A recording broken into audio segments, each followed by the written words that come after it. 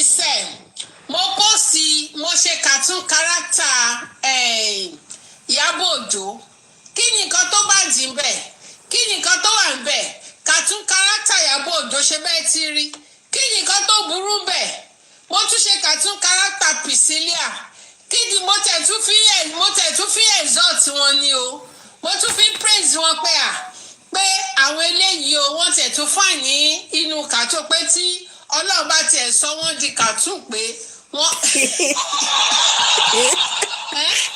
mo ní pé tí Ọlọ́run bá tiẹ̀ sọ wọ́n di cartoon wọ́n tẹ̀ máa ṣe kí pé wọ́n tẹ̀ máa wọ́n tún fáyìn o so kí wá ní nǹkan tó wà bẹ́ẹ̀ mo sọ wọ́n di cartoon kí wá ló fi ń ṣèyàn ẹjọ́ bá mi dájọ́ yìí o mo sọ Priscilla di cartoon mo sọ Ìyábọ̀ Òjó di cartoon ẹjọ́ kí ni nǹkan tó fi ń ṣèyàn kí ló fi ń ṣèyàn wọ́n bá ní we know our son's picture don't worry this is our son's picture I will let everybody go and post it like that kí wàá ló wà bẹ́ẹ̀ you saw my son's picture and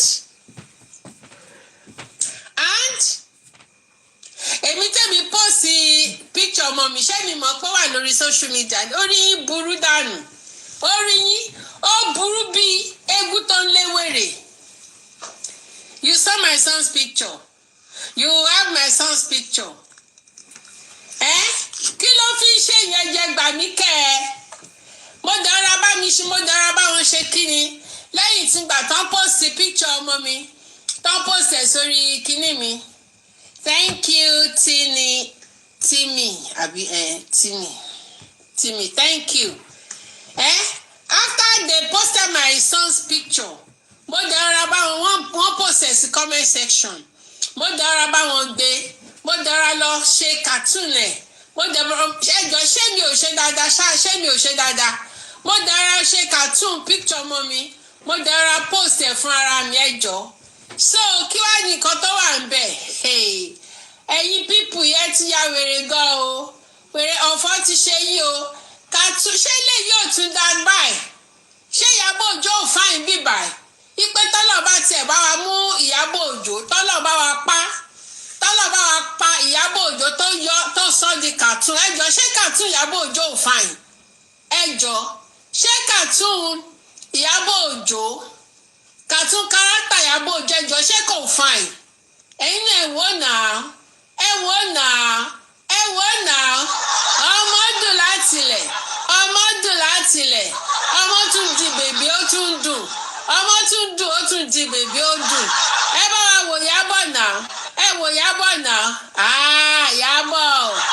Ìyábọ̀ picture na water so kí wàá ní ọdẹ ní ogbó yín Ọlọ́run ọdẹ ṣe rí most of àwọn tó wà lórí Facebook yẹn ẹ ti mo wo lẹ́gẹ́ lọ́sàn-án yìí ṣó ti eyín mo wo lẹ́gẹ́ ṣe rí àwọn kan wà tẹ́ pé lẹ́gẹ́ ò tẹ̀ kí n fẹ́ dá lò naturally lẹ́gẹ́ òun fẹ́ dá wọn lò àwọn tó bá ti ṣe bí ọ̀dọ̀yọ̀ tó bá ti ṣe bí ọ̀dẹ̀ tẹ́tẹ́ pé tó bá luko kò dìgbà kò ń ṣe pé bóyá ẹ̀ lọ school kò dìgbà téèyàn bá tó jẹ́ illiterate kó tó luko irọ́ o a rí àwọn alákọ̀wé àwọn tẹ́ pé wọ́n lọ school tẹ́ pé tẹ́ bá ń gbọ́ spoken English wọn báyìí ẹ fẹ́ máa la ẹnu wọn bọ́ ẹ jẹ́ kí wọ́n behave ẹ jẹ́ kí wọ́n display character wọn social character wọn ẹ hate wọn ṣó ti eyín bẹ́ẹ̀ yẹn irú wọn ni most of àwọn Ìyábọ̀ Òjó supporters títí wọn mú ju 2000 wá ti gba 2000 lọ anything tó bá ti involve Ìyábọ̀ Òjó báyìí either positive or negative wọ́n máa dákú ni kí ló dé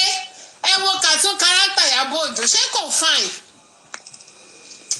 I can create my own cartoon character kí ló ṣẹlẹ̀ àwọn people ìwọ̀n ọ̀gbọ́n kankan ọ̀dẹ̀ ni wọ́n they are just mumu ni wọ́n náà mo create cartoon character Ìyábọ̀ Òjó kí ló fi ń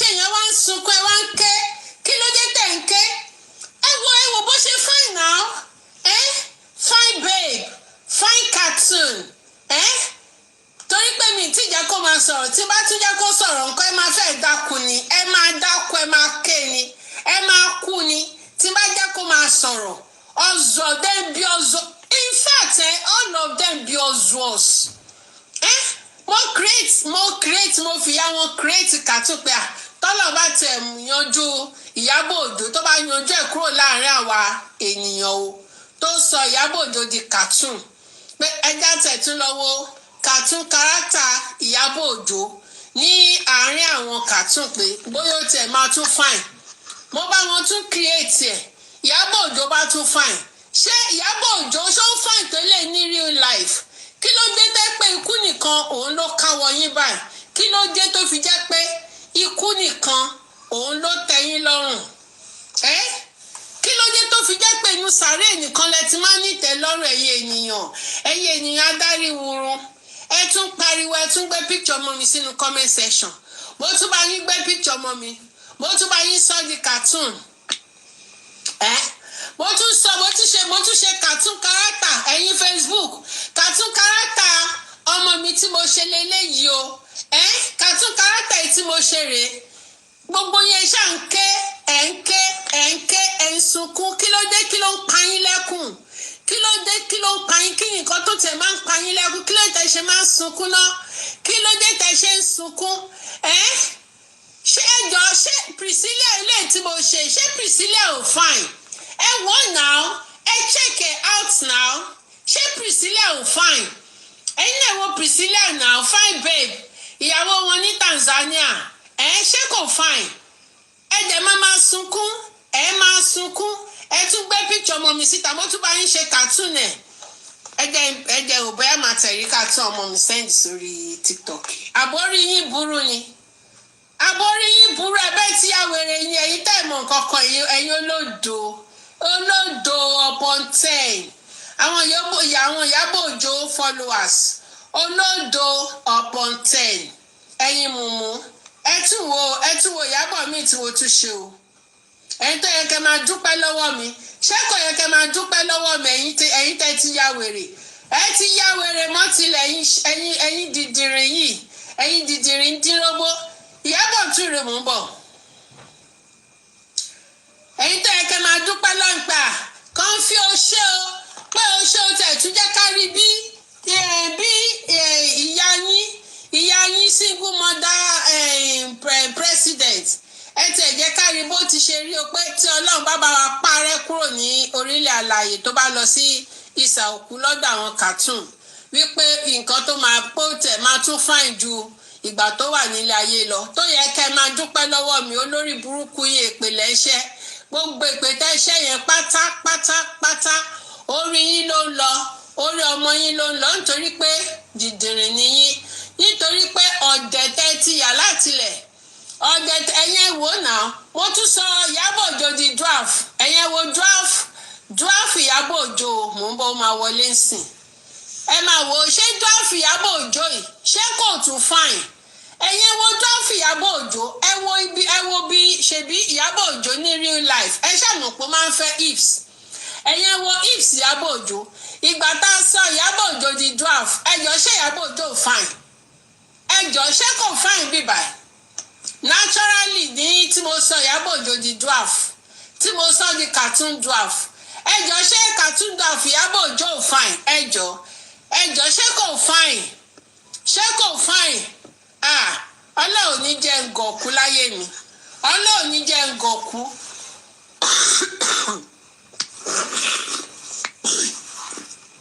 ṣé ẹ̀dẹ̀rí bá ṣe ń gàn yẹn nínú mi ṣe ń dùn Ọlọ́run ṣé ẹ̀rí bá ti ṣe ń gàn yẹn inú mi dẹ̀ ń dùn bẹ́ẹ̀ ṣe ń gàn yẹn Ọlọ́run máa jẹ́ kẹ́ máa gọ̀ sí ni o ní gbọ́n o àdúrà mi ni pé kẹ́ má gbọ́n láyé àdúrà mi fún ẹ̀yin Ìyábọ̀ Òjó fans fún ẹ̀yin Wùmí fans ó ní wípé ní gbọ́n mọ́ láyé lórúkọ Jésù lè gbọ́n ibi tẹ́ wà ní tẹ́ ti wà láti 5 years ago ìbẹ̀lẹ̀ máa wà until 100 years ìbẹ̀lẹ̀ máa wà ṣé ẹ sọ pé orí yín burú ni ẹ̀yin Ìyábọ̀ Òjó fans ṣé ẹ sọ pé orí yín burú fẹ́ gbọ́n fẹ́ ṣe nǹkan tí fẹ́ mọ bí nǹkan tó ń jẹ́ cartoon character bí mo ṣe wà mo lè ṣe cartoon character mi tẹ́ pé mo máa tún gbáàsì tí mo máa gbáàsì gan tí màá gbáàsì abẹ́ ya wèrè tí mo máa gbáàsì cartoon character mi tí bá ṣe tán oh God ẹ má wà wẹ́lẹ̀ ó kàn jẹ́ pé app yẹn ti fún mi ní suspension ó ń fún mi suspension di ó di 11 tí mo bá ṣe cartoon character mẹ́yìn gan ẹ máa mọ̀ pé no ọmọ náà mo pa cartoon náà cartoon pa ẹ̀yin tẹ́ ẹ̀ gbọ́n ẹ̀yin ọ̀dẹ̀ ẹ̀ lè gbọ́n mọ́ títorí iná ṣe cartoon yẹn pé torí pé ẹ̀yin dìdìrín kan ṣì wà tí ẹ lè gbọ́n dẹ̀ lè gbọ́n mọ́ ẹ̀yin Ìyábọ̀ Òjó supporters ni mò ń sọ yìí o kò ń ṣàwọn olóríire o kò ń ṣàwọn olóríire mò ń bá wí yìí o àwọn Ìyábọ̀ Òjó 2000 ní jẹ́ kan gbọ́n dẹ̀ lè gbọ́n mẹ́ máa gbá 2000 yẹn dọjọ́ kú yín ni tí mọ̀ 2000 yẹn máa gbà dé ọjọ́ kú abájọ náà àwọn politicians wọn kì í fẹ́ káwọn èèyàn gbọ́n láéláé wọn kì í fẹ́ wọn fẹ́ kí wọ́n gbọ́n láéláé torí tán bá ti lè jọ́ tójú yín bá ti là bá ìjọ yẹn ní ayé wọn ti bàjẹ́ wọ́n á mọ̀ pé ẹ máa fẹ́ máa question àwọn torí yẹn náà ṣe kí n fẹ́ kẹ́ gbọ́n wọ́n máa yọ kóńgò ráìsì lẹ́yìn lọ́wọ́ dẹ̀ máa gbá 2000 yẹn títí wọjọ́ kú yín ẹ̀yìn wèrè Ìyábọ̀ Òjó rèé o jọ ṣé Ìyábọ̀ Òjó tún fáìn bíbà ṣé Ìyábọ̀ Òjó ò fáìn Ìyábọ̀ Òjó tún rèé o ẹ̀yin dìdìrín tẹ́ ẹ kẹ́ máa dúpẹ́ lọ́wọ́ mi comfort thank you o comfort thank you àṣé ìyàwó tẹ̀ fáìn tó yìí àṣé ìyàwó tẹ̀ fáìn tó yìí èbúlẹ̀ ń bú mọ̀jú kẹ́ máa búyàn mọ̀jú kẹ́ máa búyàn búyàn títí ẹni tó tún ti ọ̀gá yín ṣe tún ń bu ẹni tó tún ti president yín ṣe president àwọn single mother òfò tún ń bu ayé yín ti bàjẹ́ ayé yín ó ti fọ́ 2000 yẹn òun lẹ́ máa gbà dọ́jọ́ kú yín ẹ̀yin olóṣì ẹ̀yin wèrè ẹ̀yin olóṣì àfìgò lọ́ṣọ́ ẹ̀yin aláyé bàjẹ́ ẹ̀yin dìdìrín dínróbó kò ní dáa fún yín kò ní yẹ yín ó máa yẹlẹ̀ fún yín ó gbẹ yín Ìyábọ̀ Òjó sọ̀pọ̀tà sí ikú ló máa pa yín àrọ́mọdọ́mọ yín ikú ló máa pa yín ẹ̀ ní ṣe oríire ẹ̀yin Ìyábọ̀ Òjó supporters Wummi supporters ní jèrè ní ṣe oríire ikú ló máa pa yín àìsàn máa dá yín gúnlẹ̀ ni bẹ́ẹ̀ ni mo sọ fún yín ẹ̀yin dèdèrè ẹ̀yin olùṣì ẹ̀yin lẹ́ ń sunkún kiri pé kàn fọ́ síkì o ó ti lóun ò ṣe justice mọ́ kò ní dáa fún yín àìsàn ló máa dá yín gúnlẹ̀ àìsàn ló máa dá yín gúnlẹ̀ ẹ̀yin Ìyábọ̀ Òjó supporters yẹn ẹ lọ kọ sílẹ̀ lẹ́yìn àìsàn máa dá yín gúnlẹ̀ ẹ̀yin olórí burúkú ẹ̀yin wèrè ẹ̀yin afọ́fúngbẹ̀mù ẹ̀yin dìdìrín dínróbó ikú ló máa pa yín ikú tó pa Ìyábọ̀ Òjó tó pa Ìyábọ̀ Òjó tó pa Wùmí òun ló máa pa yín ní ṣe oríire máa jìnnà sí yín ẹ̀yin aláyé bàjẹ́ 2000 tẹ́ ń gbà yẹn owó okùn yín owó pósí yín lẹ̀ ń gbà yẹn lọ́kọ́ sílẹ̀ o 2000 tẹ́ ń gbà yẹn owó pósí yín ni wọ́n ń dájọ́ fún yín náà tí mọ̀ àwọn wèrè ẹ̀yin wèrè ẹ̀ mọ̀ pé wọ́n ń dáwọ́ pósí fún yín ní ṣá mọ̀ wípé wọ́n ń dá pé Ìyábọ̀ Òjó ń dáwọ́ pósí fún yín ó máa fi yín ra ẹ̀mí títí ẹ̀ padà ni tí mọ̀ kankan ẹ̀yin olórí burúkú ẹ̀yin afọ́fúngbẹ̀mù ẹ̀yin tẹ́ pé Ìyábọ̀ Òjó thank you ẹ ṣé gan ni ẹ̀yin tẹ́ pé Ìyábọ̀ Òjó ó ń fi ẹ̀mí yín ẹjá gbọ́ immunizer jàre ọmọ olóríire ló ń bọ̀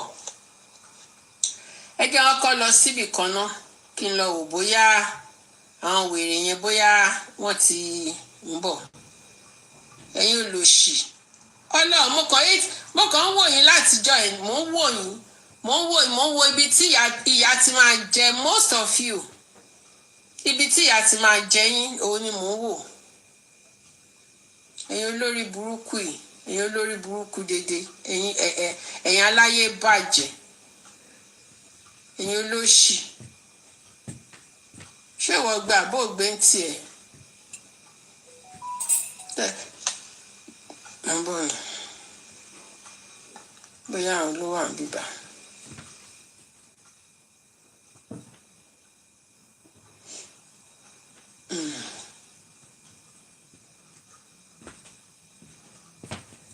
mo lọ tí ó ti ṣiṣẹ́ yìí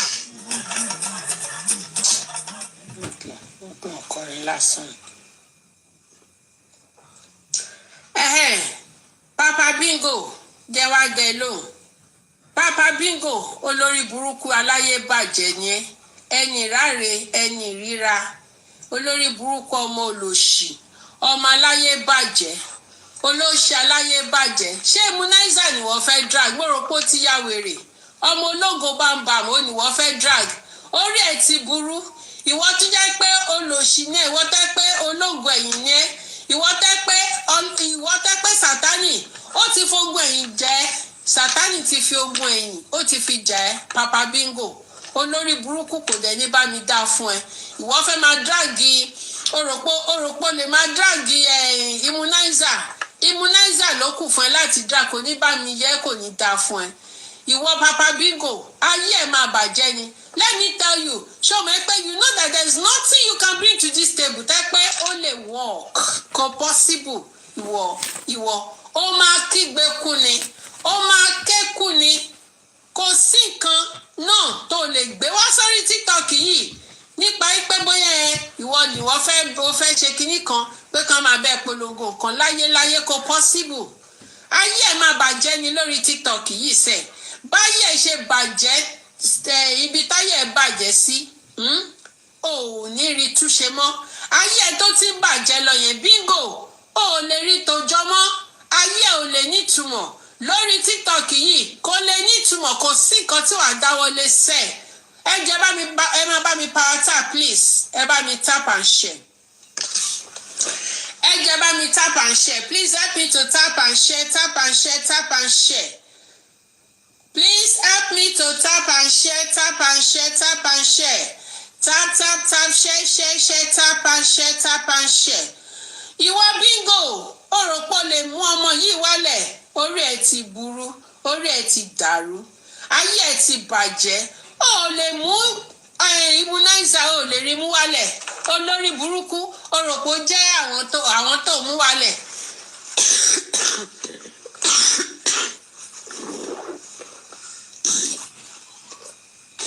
ẹ̀jẹ̀ má bínú ó rò pé immunizer ó jẹ́ àwọn tó rò pé wà kó máa ṣẹni sẹ́ni orí ẹ̀ ti dàrú immunizer ò kì í ṣẹgbẹ́ bàbá ẹ̀ immunizer ọmọ Mohbad ṣó ti yẹ so immunizer will always stand for the truth ẹ jẹ́ bá mi power tap immunizer will always stand for the truth because immunizer knows Mohbad òun àti Mohbad wọ́n ti collabo orí ẹ̀ ti bàjẹ́ you thought you can bring immunizer down orí ẹ̀ ti burú Papariano kò ní dá fún ẹsẹ̀ ìwà àti bọ̀bọ̀ ẹ̀ sínú ẹgbẹ́ ìwà ni immunizer you are not mates immunizer no be your mate orí ẹ̀ ti dàrú àwọn ló fẹ́ máa mú òrùpọ̀ lè mú immunizer wálẹ̀ kò ní dá fún ẹ kò ní bá mi dá fún ẹ ìwọ mo ṣọmọ tí ò ní ìràn ìwọ mo ṣọmọ tí ò ní ìràn ó fẹ́ mú immunizer wálẹ̀ ayé ẹ̀ ti bàjẹ́ ayé ẹ̀ ti fọ́ra rí ayé ẹ̀ ti pòórá kò ní bá mi jẹ́ bàbá tó bí ẹ wùbù tó bí ẹ kò ní bá mi dá fún wùbù tó bí ẹ ọjọ́ tí wọ́n bí ẹ Papariano that day is cursed ọjọ́ tí wọ́n bí ẹ is cursed ìyá ẹ ó ti regret ọjọ́ tó ń lóyún ẹ tó mistakenly gbé ìdí dúró ìyá ẹ ó ti ṣe mistake ó ti regret ọjọ́ tó tẹ́ òbò sílẹ̀ tó fa pátá sísàlẹ̀ tí bàbá ẹ tó fi do tí bàbá ẹ fi do tó tọ̀ sí lára Papariano ìyá ẹ ó ti regret ọjọ́ yẹn torí pé ọmọ olórí burúkú ni ẹ torí pé ọmọ òṣì ni ẹ kò ní bá mi dá fún ẹ ta ìwọ who you be ta ni ẹ tó rò pé ó fẹ́ mú immunizer wálẹ̀ kò ní bá mi dá fún ẹsẹ̀ olóṣì aláyé bàjẹ́ ẹja play immunizer lórí burúkú ọmọ olóṣì ìwọ ọmọ tó jámọ́ kankan ìwọ ọmọ tó wáyé wá pòfo. You all won't believe that the welfare officer of the court in charge of the Mohbad DNA case is telling Baba Mohbad's lawyer that they cannot use Mohbad for the DNA test. That they should rather use an uncle, an auntie, or a grandparent. Nigerians, when I see this one loud, pay attention to what I'm about to say. What to the end? Grab a popcorn and listen attentively. If you don't use bad tape, now who know me? Now I'm going to show you all the evidence. Watch. So first of all, for clarity's sake, firstly watch this. Now don't talk say I go expose you now. Watch this first. Wummi lawyer, when they tell the judge when they preside over the case, these people don't bring different things to this court just to delay this DNA. And anything they bring, they've always been agreeing to anything with Baba Mohbad and his lawyers, the previous lawyer them bring before this one. But that this one is impossible. They will not allow them to take the DNA to the court where only Baba hospital where only Baba Mohbad know about. Where they can't bring results where they don't understand that it won't work. The lawyer can't say that is actually true. That all this while with this case they go here, go up, go down, and Baba Mohbad and his lawyer they confirm. So the court now can't talk say whatever the case may be. That day, the court will be the ones to preside over this case. They will be the ones to carry this DNA, go any hospital of their choice. So yes, you see, Mario, their mouthpiece, made that video on the 9th of December 9th, 2025, Abi. Now, that welfare officer come message Barrister Wummi, Baba Mohbad's lawyer. See the message. Good afternoon, I'm the social welfare officer assigned to Aloba case from the welfare department in the state. I was given your contact information by court in Kurubusa. I have been able to secure a center for the test, and I have some information for you concerning your client that they have seen a lab that they will use to conduct the DNA test in this Nigeria. Now, I would like us to fix a day to meet with other parties as court in Kurubu. This welfare officer can't send the voice. You see? Now, this let me tell you. You see these people, Lagos State. You see Lagos State and this welfare officer, whatever that they call themselves. I've already told you that they don't want this thing. They don't want this DNA to be done. Even when it is done, they want the result to come out just like the what's it called? The toxicology. They want it to come out like that. They want it to come out inconclusive. I've told you, Lagos State are the ones shielding Wummi, and it is not Wummi that are shielding, they are just shielding Liam, because Liam belongs to one of the Lagos State officials. Yes, one of the Lagos State mounted person in that Lagos. That is the reason. There's nothing that they will say they want to do for this Mohbad that this Lagos State will make it to come to pass. Nothing until when Baba Mohbad know that no, this is my right. I am standing for my right, and this is what I want. And let him continue to come out and broadcast it. Let him come out and be talking. It is very good he comes out to talk so that everybody will be aware of what is happening. I'm telling you. I am telling you. You see, assuming this DNA result, DNA whatever, assuming it favors Wummi like this, or it is Wummi's, favorite, positive side. Wummi would have been coming out. A lawyer would have been coming out. Lawyer Kabiru would have been coming out to say their guns. But this is not to their favor. You see, it is not to their favor. Even the Lagos State government, they know that this DNA is not going to be in their favor. If they should do it appropriately, you see what they are now trying to do? They are now trying to say that Mohbad body, nothing can be useful in Mohbad's body again. So, kilo shele.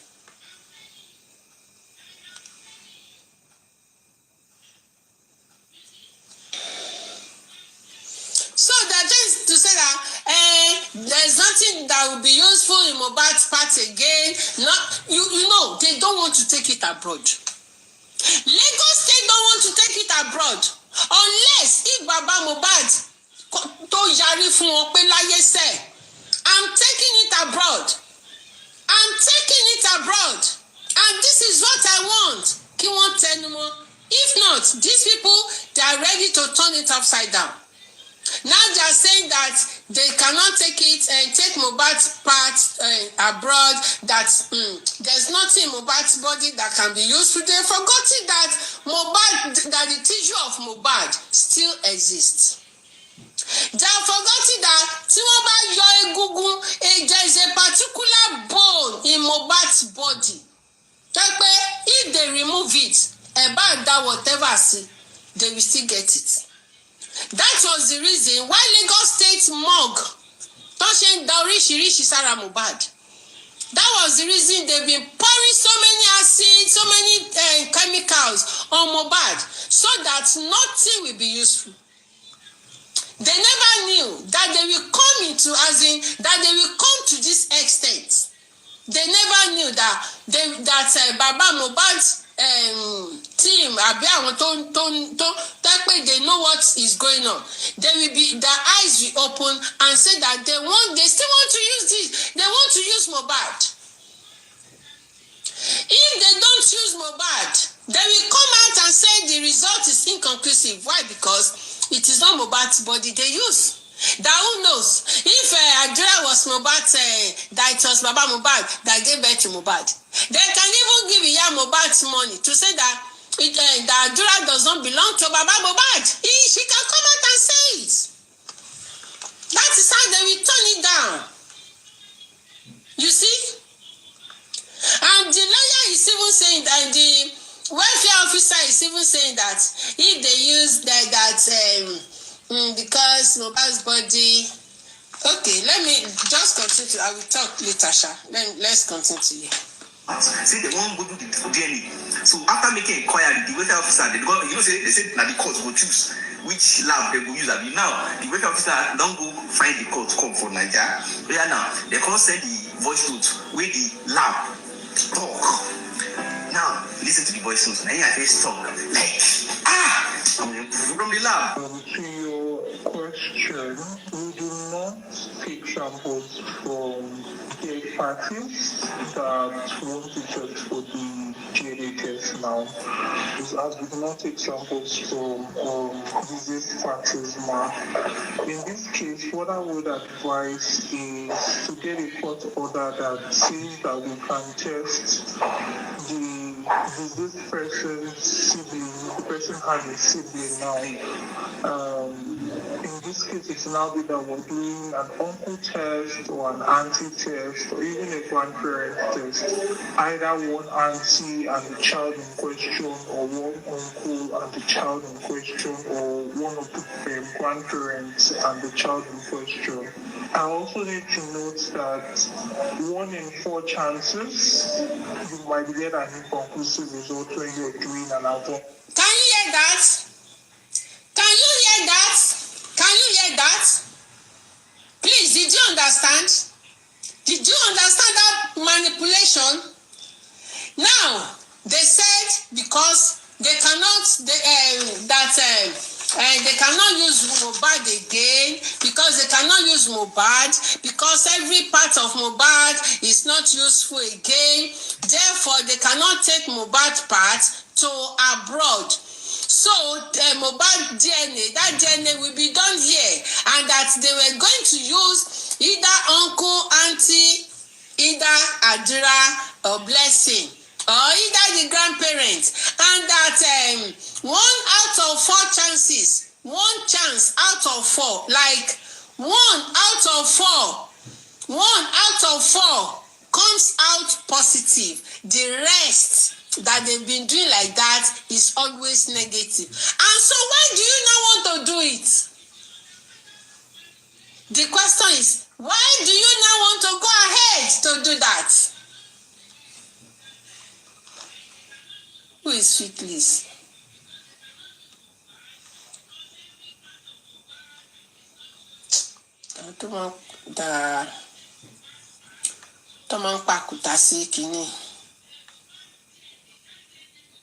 You see, why do they want to go ahead?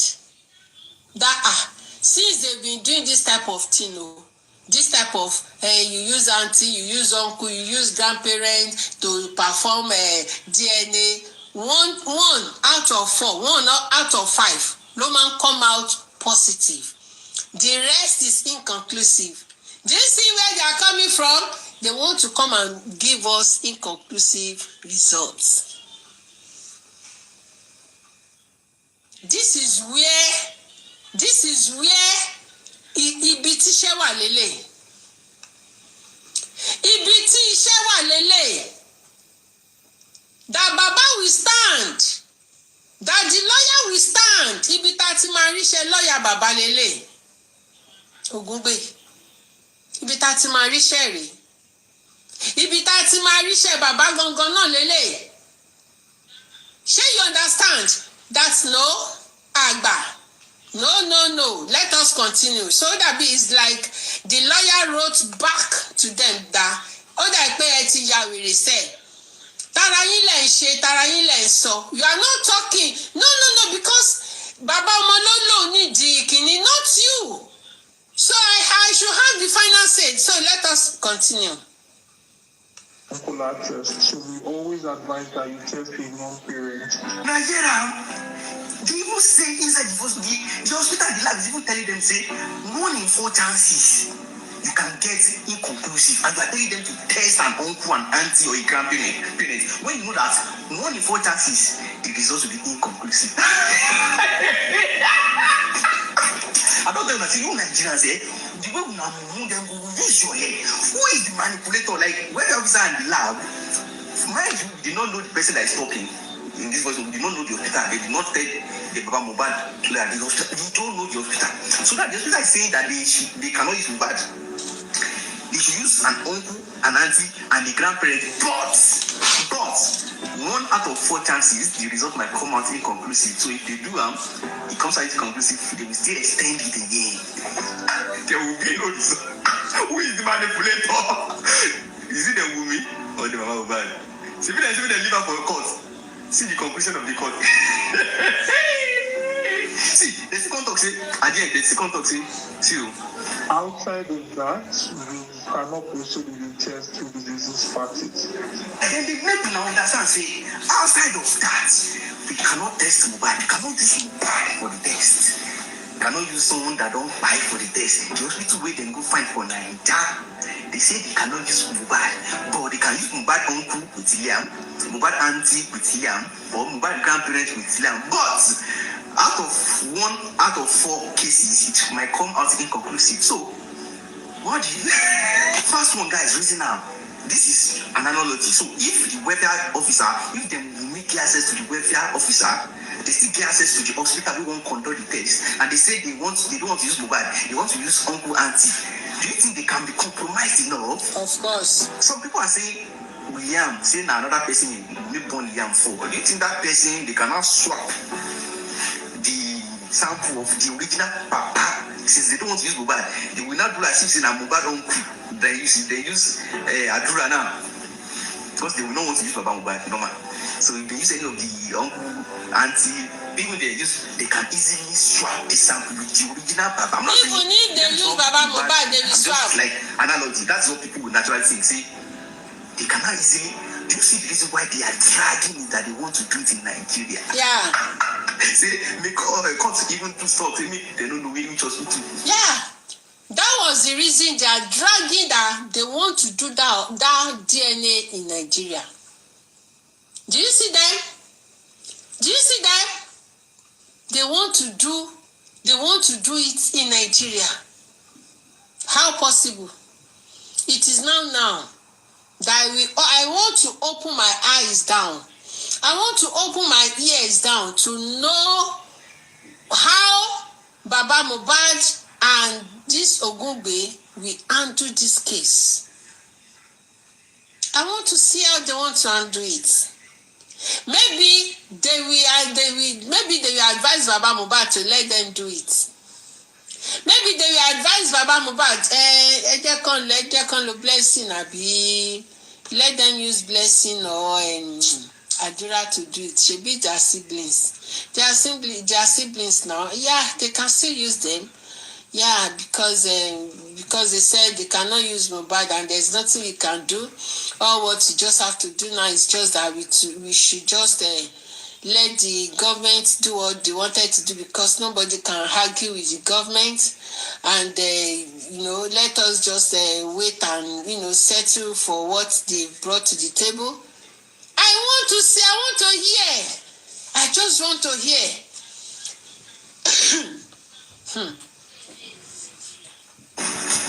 See, they cannot see bad. But guess what? The reason you see the barrister, the lawyer on this case, come and see his reply. Oh, see, are you not seeing the manipulator? Papa Mohbad is this. Papa Mohbad, and they go, especially that man guy. Come on, Papa Mohbad. Even if you use 20 years, are you guys now seeing the truth? So who is the manipulator? Who is the gaslighter? Who is the manipulator? Where? If I want to do anything, this is the welfare officer talk. Like, how is DNA this hard to do? They don't tell you already. Me, I don't talk about this 2 months ago. Say, only 2 hospitals can do it. US and UK, me, they go do am there. They call the class. It's not even only US and UK that can do it. They can do it here also in Germany. They can do it in other countries. But the reason why they chose US and UK was because they've already discussed. They've already seen an hospital they've already seen hospitals in America and UK. They've discussed with the lab. That was the reason. It's not that it is only UK and in America that they can do it. They can do it elsewhere in all these developed countries.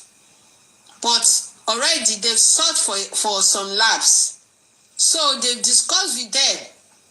Okay? So that was why they chose UK and US. They've researched, yes, they have researched for the labs and they've spoken with those people, with them.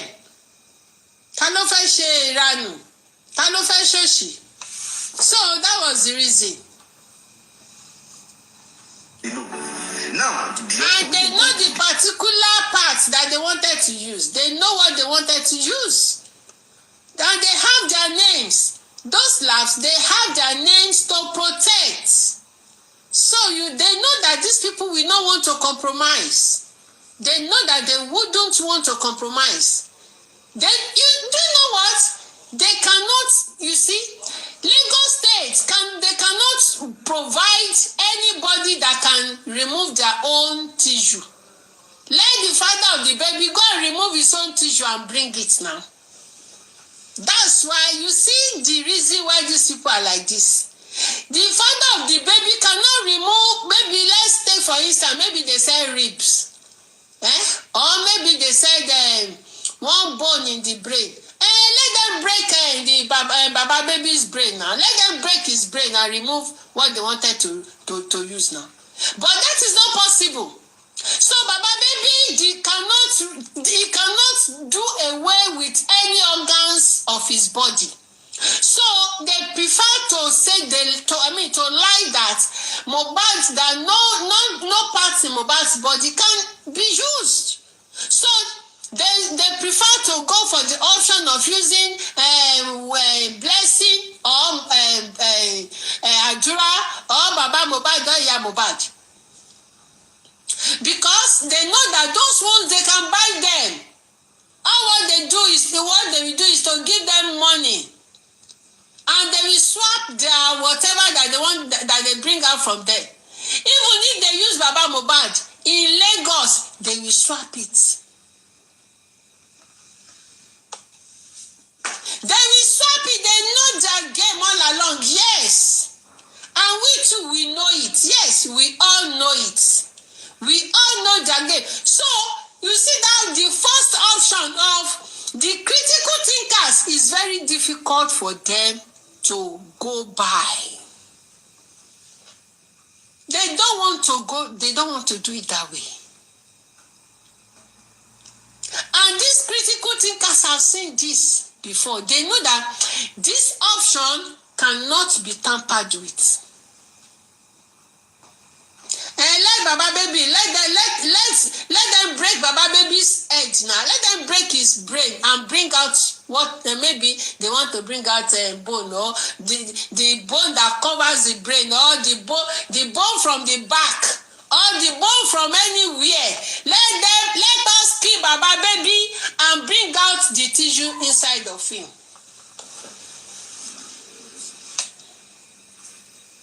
but they wouldn't want to do it. Baba baby, we don't want to die. So they preferred to say they cannot do Mohbad this thing abroad. Why? Shatiri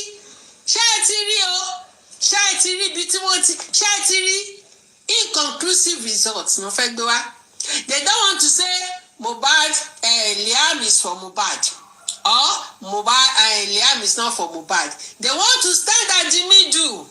Orí ti burú Lagos State. Ẹ ti ya wèrè. Ẹ ti ṣèrè. Orí ti burú. What you can do, I will advise you. Baba baby, let Baba baby pie. And come and swap Baba baby's tissue. But you see this thing, tissue, Mohbad, they are taking him abroad. They will take him abroad. I'm telling you, tó bá ṣe pé kán package gbogbo Mohbad ní kán gbé lọ sí abroad. Address ibi tó ń gbé lọ sí, they will tell you. Email, phone number, ẹ máa pè wọ́n, call them, Lagos State, call them. Ẹ pè wọ́n, ṣé wọ́n gbé lágbájá wá síbí? Ibi investigation yìí níbi tẹ́tí máa bẹ̀rẹ̀ investigation yìí nìyẹn. Àbí? What is so hard in doing that? Why is it so hard? Ṣé owó àti gbé gbogbo Mohbad lọ ni? A máa dá.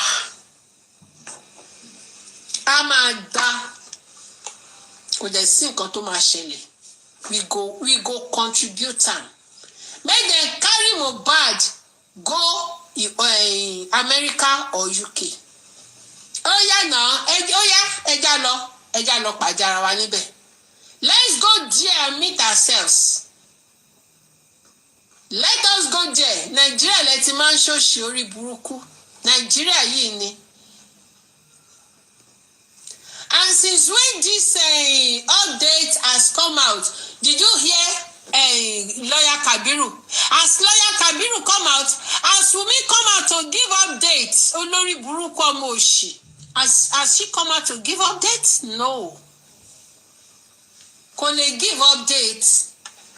All what they will be shouting is that Baba Mohbad change lawyer. What is wrong in when Baba Mohbad change lawyer? Ṣé Baba Mohbad changing lawyer is it the reason why the Lagos State are doing nonsense?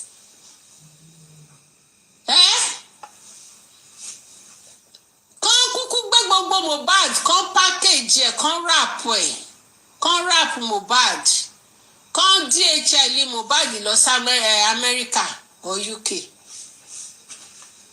Ṣé sọ pé ya wèrè ni? We too we go tell you say wèrè torí wèrè taláṣẹ ní wèrè lé. Orí yín ti burú. Ṣé are you the kíní? Èyí tó ló ń sọ̀rọ̀ ní kíní láàbù olórí burúkú village laborator àbí kí ló máa ń pè yín olóṣì. The best thing is we want to package Mohbad. A fẹ́ gbé gbogbo Mohbad, a gbé kúrò ńbẹ̀.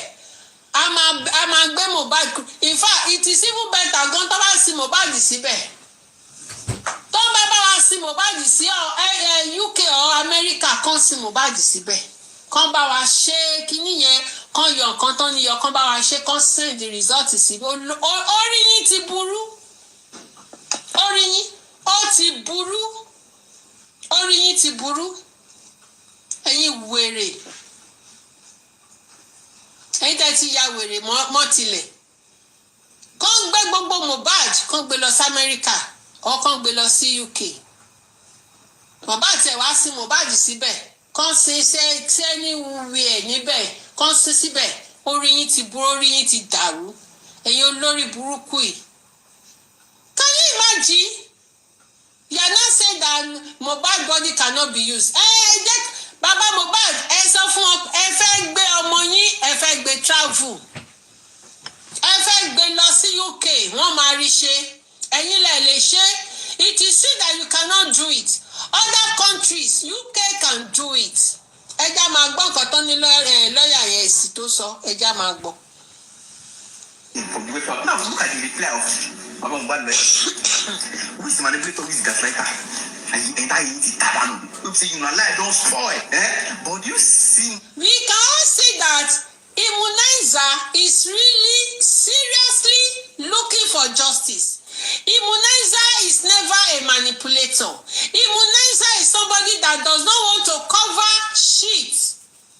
Papariano, you are dragging Immunizer. Kò ní dá fún ẹ. Kò ní jẹ́ ìwọ Papariano. Ikú ló máa pa ìwọ Papariano. Ajá ló máa jókòó ẹ Papariano. For you to drag this guy Immunizer, kò ní dá fún ẹ, kò ní dá fún ìṣẹ̀dá ẹ. Ikú ló máa pa ẹ. Àrá ló máa sán pa ẹ Papariano. Ẹkúndayọ̀ ó máa dòkú ni, ó máa dòkú òjijì ni. Ó ní ṣe oríire ìwọ Papariano. Àrá ló máa sán pa ẹ. Àrá apabata apajọwọjọwọ etí ẹ Papariano. For you to drag this boy because this boy refused to collect money that you guys always collect to cover shit. This guy is trying to make sure that everything no yé àwọn èèyàn. Because of that you are dragging him. Kò ní dá fún ẹ. Ìwọ lórí burúkú yìí. Okoboriano kò ní yẹ olóṣì ọmọ òṣì. how you come out to give you guys this information? You know if you come out talk any information, see anything we don't favor them. You just say no. Wummi, say Wummi no see all this thing where they show. Wummi, when they say I'm ready for, you go allow me then. They don't hear now, they don't know now. But as you know favor them, you say Mario can't talk. No. Who is the manipulator? Wummi. But guys, I want you to share and repost this video for other Nigerians. Come and watch this. Reshare, repost, and click the follow button now because I'm supposed to be updating you guys. Don't worry. Now this is the reply of the. And people really share. Dear madam. Okay, he now asks that the lawyer now asks that please whose voice note is this? I don't understand explanation, man. The welfare officer now said the voice note is from the DNA center in order for you to prepare your client for their prepare your client that this is what we want to do. Can you imagine? Can you imagine that infantry? Can you just hear that? That who is this? Who is this? Again, when I put my screenshot, let me just even check. Boya kin kasita gosef. Is this woman mad? I bet you boy is so straight from the lab. You should prepare your kidney. Come inside there.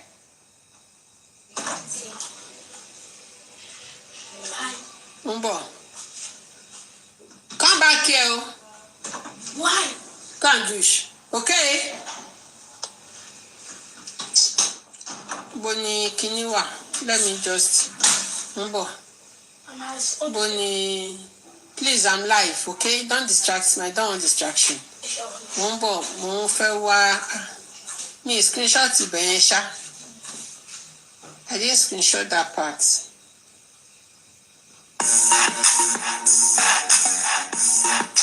Fi kíní sí fídíò mi jọ.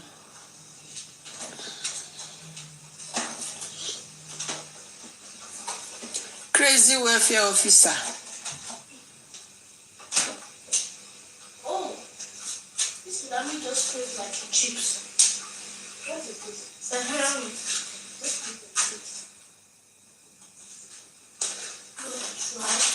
Let's continue. Kí Immunizer máa kà lọ. Mi screenshot ibẹ̀ yẹn. Either one auntie and We share some. So why do they take it? They will still extend it again. 1 out of 4 cases it might come out inconclusive. So use any of the uncle and they go, especially that Mario guy. Come on. Now the option we then come to them from the way from. Now look at the reply of Wahala Mohbad lawyer. Who is the manipulator? Who is the gaslighter? And you enter into Tabano. You say you know life don't spoil. But you see Mario come out to give you guys this information. You know if you come out talk Mario will not talk. You just say that no. Wummi, say Wummi no see all this thing where they show. She saw it now. Wummi, when they say I'm ready for, you go allow me then. Mario, they don't hear now, they don't know now. But as you know favor them, you see why they can't talk am. No, it doesn't favor them. Who is the manipulator? Wummi. But guys, I want you to share and repost this video for other Nigerians. Come and watch this, Reshare, repost, and click the follow button now because I'm supposed to be updating you guys. Don't worry. Now, this is the reply of the barrister. Dear Madam, okay, he now asks that the lawyer now asks that please, whose voice note is this? I don't understand explanation, man. The welfare officer now said the voice note is from the DNA center in order for you to prepare your client for their prepare your client that this is what we want to do.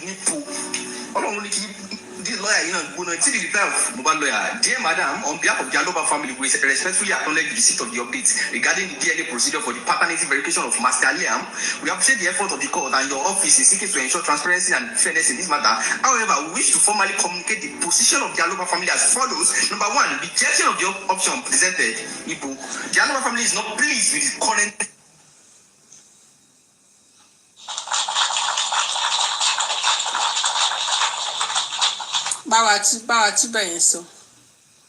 Reshare, repost, and click the follow button now because I'm supposed to be updating you guys. Don't worry. Now, this is the reply of the barrister. Dear Madam, okay, he now asks that the lawyer now asks that please, whose voice note is this? I don't understand explanation, man. The welfare officer now said the voice note is from the DNA center in order for you to prepare your client for their your client that this is what we want to do. This lawyer, see the Mohbad lawyer. Dear Madam, on behalf of the Aloba family, we respectfully acknowledge the receipt of the updates regarding the DNA procedure for the paternity verification of Master Liam. We appreciate the effort of the court and your office in seeking to ensure transparency and fairness in this matter. However, we wish to formally communicate the position of the Aloba family as follows. Number one, rejection of the option presented. The Aloba family is not pleased with the current option proposed. After careful consideration, the family cannot accept any procedure that substitutes. Why can you not use Mohbad? Why would you substitute? That substitute the biological sample of the late Wahala Mohbad with that of any other relative. Other relative, including an uncle, auntie, sibling, parents, or extended family member. Secondly, demand for a post-mortem parentage test only. Yes, tissue-based test only. The family is strictly on a post-mortem parentage DNA test, meaning that only Mohbad's direct tissue sample must be used for the analysis. This may include bone, tooth, or preserved blood tissue, depending on what is available and viable for forensic extraction. Yeah, the purpose of requesting this DNA test is to finally clear all doubts surrounding the paternity of Master Liam. Therefore, using any sample that is not directly from this disease defeats the very purpose of the exercise. It defeats the very purpose of the exercise. If you are not using the bad, exactly. What are we doing? Exactly. If you don't want to use Mohbad, exactly.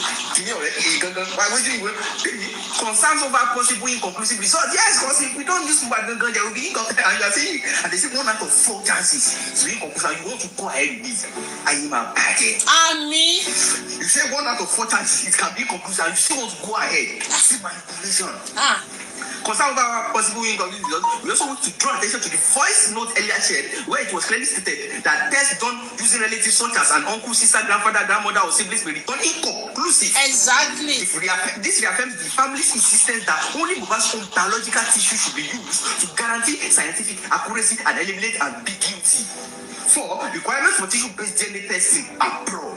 Those 2 hospitals, US and UK, given the sensitivity and eyesight of this matter, the Aloba family is not comfortable using any local Nigeria. They don't talk about. I don't talk about. You cannot do this test in Nigeria. It's not possible. They say no, Nigeria. Go find the court. Go find the lab. The lab says they cannot use Dubai.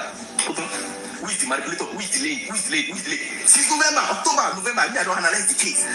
They find out it is inside the court where they will file say. You cannot do it in Nigeria. Say it's not like we are doing anything. We are not hiding anything. You used to go do research and all the same research. Now see the research. So now, we're going to draw attention because so now you elaborate it. As this poses a risk of compromise, contamination, or interference with the process, the family therefore requests that the DNA analysis be conducted only in a reputable and internationally accredited laboratory in the United States or the United Kingdom, where forensic DNA tests, including tissue-based postmortem bacterial array, is routine and able performed. Conclusion requiring that the court takes note of the above.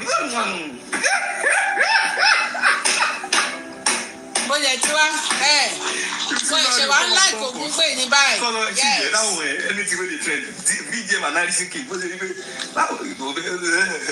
You don't talk good VDM analyzing kids. as they don't see how many update for this Mohbad case. But mind you, them go dey plan for back. Yes, I don't dey support Ogungbe again. How can they see this? They don't say how man. Like why would they even dare to message Baba Mohbad's lawyer and tell them that kind of rubbish? Wọ́n rò pé you know they take attacking to Sashitu ni. to message them to tell them say you cannot use Mohbad. That you should prepare your client to come and You might always disappoint person like yes. Because Wummi is a woman. Don't forget, she's not legally married to Mohbad. She's just Mohbad's baby mama. Exactly. God bless you. Una turn the bad father into the manipulator. Of course. Wait, man. Why didn't he give you guys an update on that? You know, Mark of them Wummi. And Wummi too. They account. What did you see them say? See, Nigerians, you will be the one to judge, eh? Click the follow button now. I'm still coming back. Because there's an update. Click the follow button. Share this video. Repost. Chetiri, who is the manipulator? See how they are turning the villains. We're still looking for. So, for the reply of this Ogungbe and Ogungbe, I'm giving Ogungbe and Ogungbe a round of applause. Ogungbe and Ogungbe has proved that Abeya Wereni Nibo àwọn wo lẹ fẹ́ máa bá sọ? Who are you commanding? Who are you commanding? Who are you giving talent for? Prepare your clients. Prepare your client to make sure that he is set for the DNA. Ew. Let me clap for him again.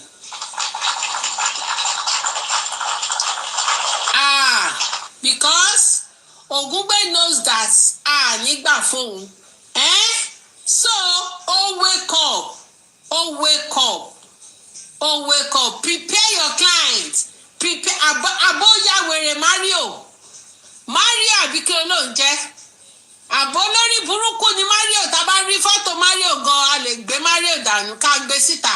Àbó lórí burúkú ni ẹni Mario in welfare Mario the laboratory assistant. Àbó lórí burúkú ni Mario, tá bá rí fọ́tò Mario ká sáré ká gbé. Ẹjọ́ tá bá mọ ẹni tó jẹ́ Mario laboratory assistant ẹjọ́ tẹ́ bá ti mọ fọ́tò ẹjọ́ bá wa gbé. Ẹjọ́ bá wa gbé Mario àbó lórí burúkú ni ẹni Mario. A lè lọ wa gan lórí Google. Àbó ló ṣì ní ẹ́ ó fẹ́ conduct DNA. Hey. Okay, Mario is a blogger. Okay, bọ̀bọ̀ tó máa ń sọ wótòwótò yẹn. Mo rò pé laboratory assistant yẹn ni. Tá bá mọ laboratory assistant yẹn gan yẹ ká drag yẹ. Okay, ẹ ṣé thank you. Na Wummi blog okay. Psychiatry patient. Ó jọ bẹ́ẹ̀ lóòótọ́. Tá bá mọ laboratory assistant yẹn ká drag yẹn. Mi mọ̀ bóyá lè rorúkọ ẹ̀gàn sef ká gbé lọ sórí Google kí Google bá wa jáde. Àbó lórí burúkú ni àbó ṣeré ni. A mà wá ṣe nǹkan o. But thank you, Immunizer. The lawyer was able to confide in you and he gave you all the chats and all the voice notes of the laboratory assistant. Ti ya wèrè. Laboratory assistant àti welfare officer olórí burúkú. Welfare officer olè. Tá bá mọ orúkọ welfare officer gan kò sí kan tó ní ká má gbé jáde. Kíní at most ẹ máa wá sọ pé ẹ fẹ́ arrest mi. Ẹ wá arrest mi ní Germany. Come to Germany to arrest me. Come to Germany. Kẹ́ wá arrest me. Come arrest me. Welfare officer kò ní dá fún ẹ. olórí burúkú welfare officer ló ṣì aláyé bàjẹ́ tabaráyé tiẹ̀ ni I will go put am for your body wòtòwòtò but àìrí fọ́tò ẹ̀ wọ́n ní mẹ́ta ń bá wí ṣùgbọ́n tá a bá gbé fọ́tò ẹ̀ síbẹ̀ tá a design yẹn tá a sọ ẹ́ dìdàkudà wò ó ìwọ gan wàá sá dànù you go run welfare officer tá a bá rí fọ́tò ẹ̀ lásán àwọn fámìlì ẹ̀ wọ́n máa kábàámọ̀ pé àwọn ọ̀run ẹ̀ lọ sí school your family dem go regret say dem ever send you to school olóṣì òṣìṣẹ́ gbà aláyé bàjẹ́ olè welfare officer olè you think say we dey play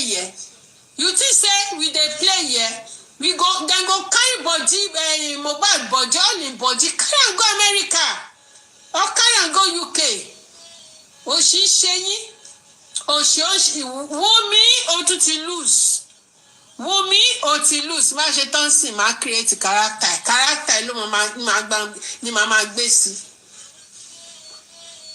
Wummi o tún ti lose o ti lose Wummi o ti lose Ìyábọ̀ Òjó pẹ̀lẹ́ tiẹ̀ o ẹ tún ti lose Ìyábọ̀ Òjó olóṣì single president àwọn foolish single mothers àwọn olóṣì wọ́n ń ṣe president àwọn good single mothers o àwọn single mothers by stupidity ìwọ ni president wọn olórí burúkú aláyé bàjẹ́ olóṣì aláyé bàjẹ́ bóyá kò ń ṣọlá Mohbad ló ń mí sí ọmọ ẹ lára tó ń mí sí júùsì lára tó fi ń ṣe bìzàbìzà tó fi ń bìzàbìzà tó fi ń ṣe bísínẹ́sì ẹ̀ báyà kì í ṣòwò Mohbad tó pín nínú GoFundMe Liam ẹ̀yin wèrè dédé lórí burúkú kò ní dáa fún ẹ the best ni ká ti rí fọ́tò àwọn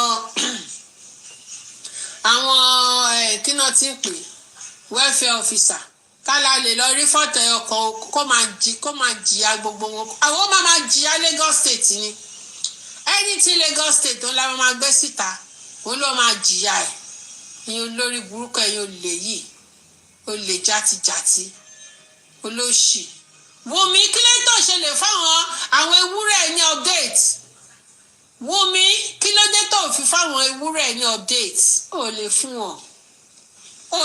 wọn Mario ṣe ọmọ olè ọmọ játijàti yẹn ọmọ oko Mario olórí burúkú kò rí nickname gidi fún rẹ̀ ó lóun jẹ́ Mario orí ẹ̀ ti dàrú ṣé o mọ̀ pé Mario ní sẹ́ǹsì ni olóṣì ẹ̀yin ọmọ òṣì játijàti Ìyábọ̀ ṣé skit ẹ ti tán tó máa fún Wummi ṣé skit ẹ ti tán tí wàá fún Wummi olórí burúkú olóṣì aláyé bàjẹ́ ìwọ ni cartoon character tó máa cartoon ó tún fine ju real image lọ orí pórí ẹ̀ ti burú ṣá real image ẹ kò wúlò cartoon ẹ ló tún fine ju real image lọ ṣé orí pé ó yẹ kó kú pẹ́ dànù ní àárín àwọn ènìyàn ó yẹ kó sọ ẹ́ di cartoon kó máa lọ sí AI world ó yẹ kó lọ sí AI world ni olórí burúkú aláyé bàjẹ́ olóṣì ẹni ìyà.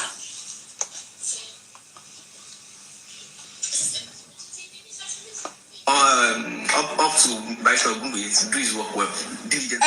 Bá mi pa tap ṣe fẹ́ sọ̀rọ̀ lórí kínní so bọ̀bọ̀ yìí kínní ẹ̀ ni mo kàn wá ṣe o ni mo wá sọ̀rọ̀ sí because this guy has really done so well and he has that voice also he has the voice and he has the crowd bingo wulẹ̀ máa kú ni bingo ó máa kú ni wọn tí bí ẹ dá wípé kò sọ pé bóyá òun tẹ àti babọ̀bọ̀ ìjẹ́ olórí burúkú ara ẹ̀ ó wòyàn títí òòréyàn manipulate òòréyàn drag wọ́n fẹ́ dragi the video one you sent to me, who is this? Please, pizza. Mi ò rí fídíò. Oh, Lord, that's it. My coach is kini. Right. My coach is ṣe orí Facebook o. Mark. Torí Facebook mi ti dà pé ó ti ní stamina díẹ̀díẹ̀. Facebook mi ti ní stamina díẹ̀díẹ̀. Àti mo ti abandon page tí mi ti free stream.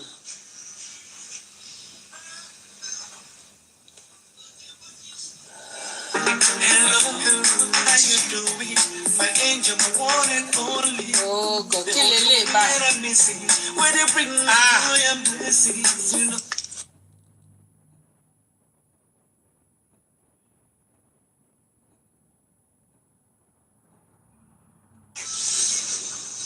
Kí ló gbé ilé gan sìn?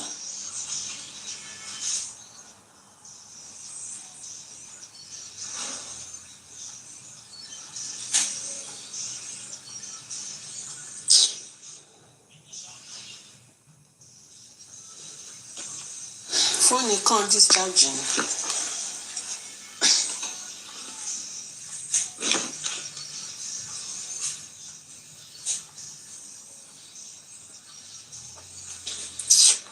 Má bínú jàre. Fún yẹn.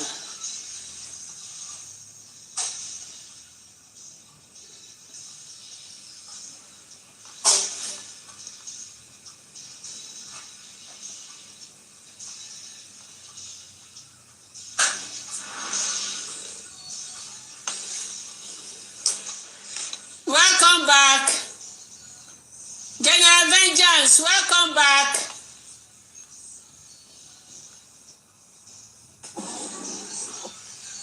General Vengeance.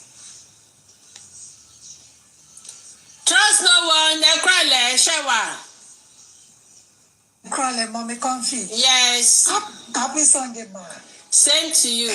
Ma. Gbogbo ilé ńkọ́ ma. Àlàáfíà. Yeah, ma. Mo kí everybody. General Vengeance, good evening, sir. Point history, good evening, sir. Ekrale, ma. Sexy me. Ekrale, and all the everybody. connectors. Good evening. And FIP, everybody. Happy Sunday, ma. Mommy Comfy. Ẹ káalẹ́ ma, ẹ kú iṣẹ́ ma. Ọlọ́run á túbọ̀ máa ràn yín lọ́wọ́ ma. Lágbára Ọlọ́run àti gbogbo wa tá dúró lórí òótọ́ láti rí ìdájọ́ òdodo fún ìlérí Olúwa ọmọ àlọ́ba. Kò ní sú wa, kò ní rẹ̀ wá.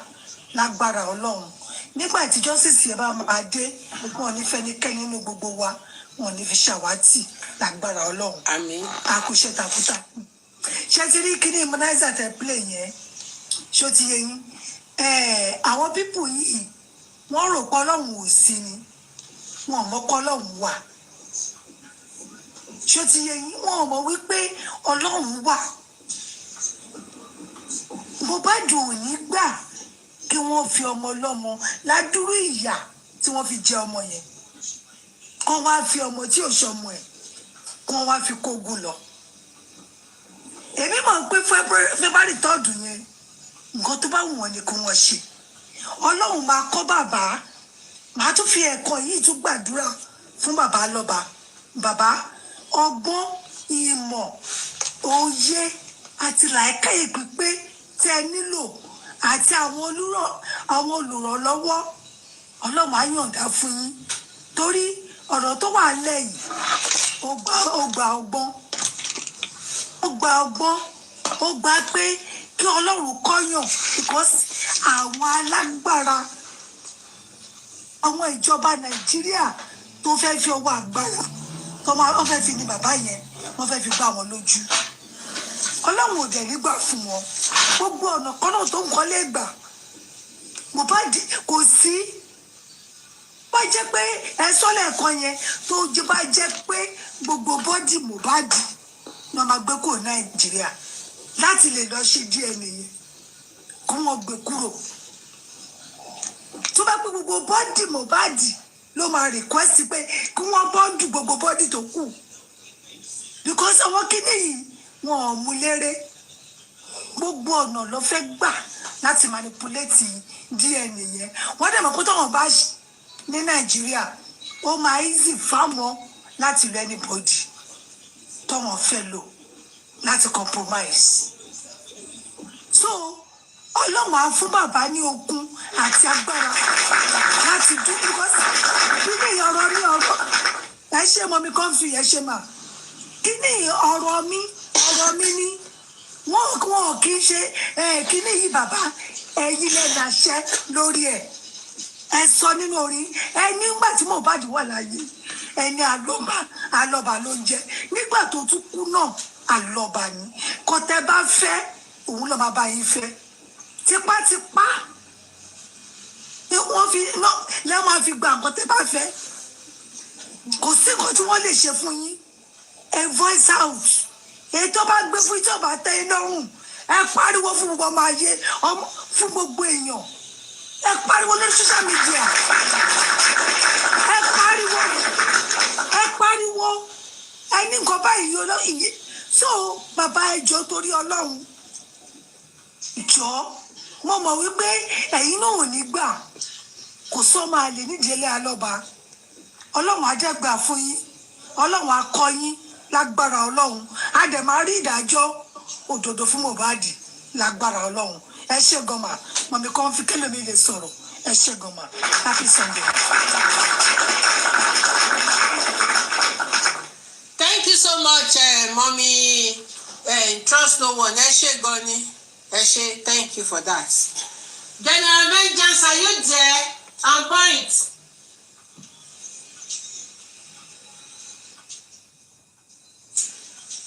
General Sorrow, show one there. I don't think he's there. Okay, you can talk. Eli, sorry about Sorrow. All right. Taba fi play as a field. We could score goal for you. To bá score goal yẹn, inú wa máa dùn. This one we Wummi did. I will give him a round of applause.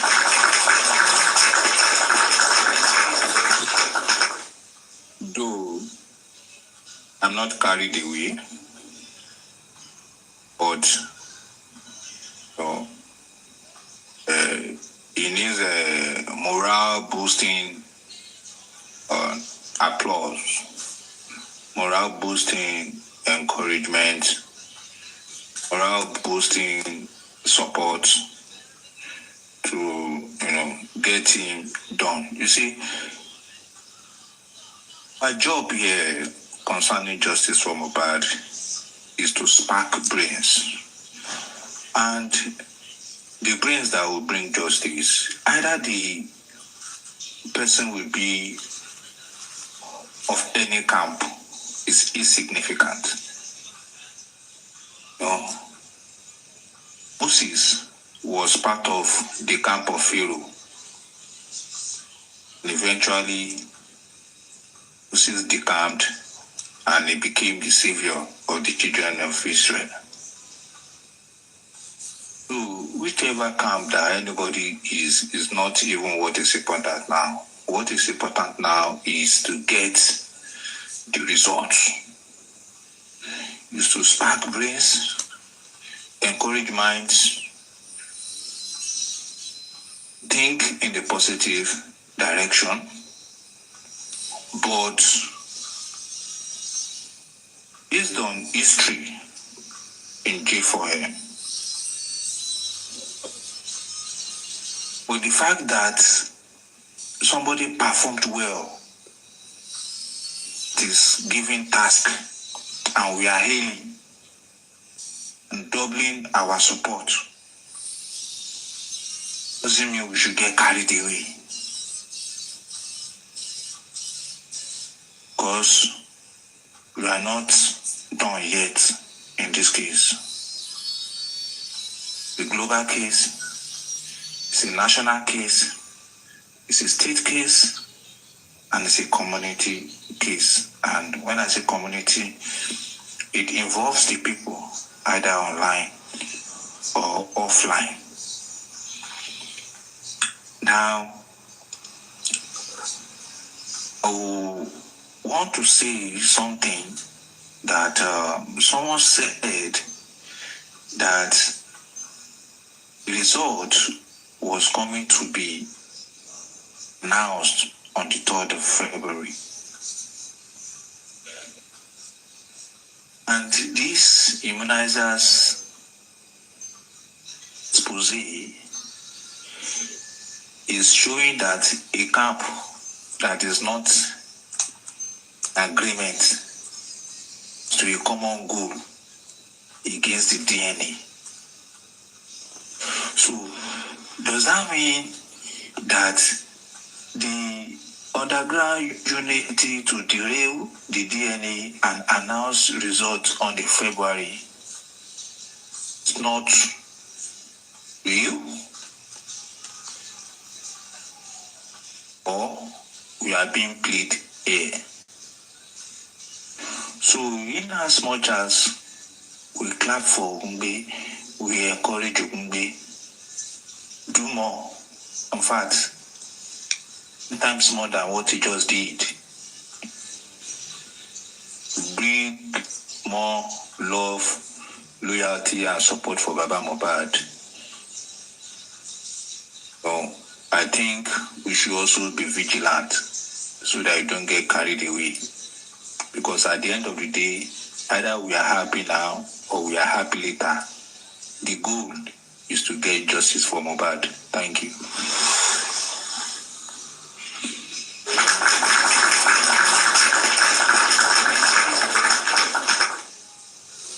Yes, thank you. Thank you so much. On point. You see, that statement of they are coming on the 3rd to read the results is with what is going on. I don't want to believe it. I don't want to believe it because with what is going on now is that they've not done it, so there's no how they can come out to come and read anything because they wanted. I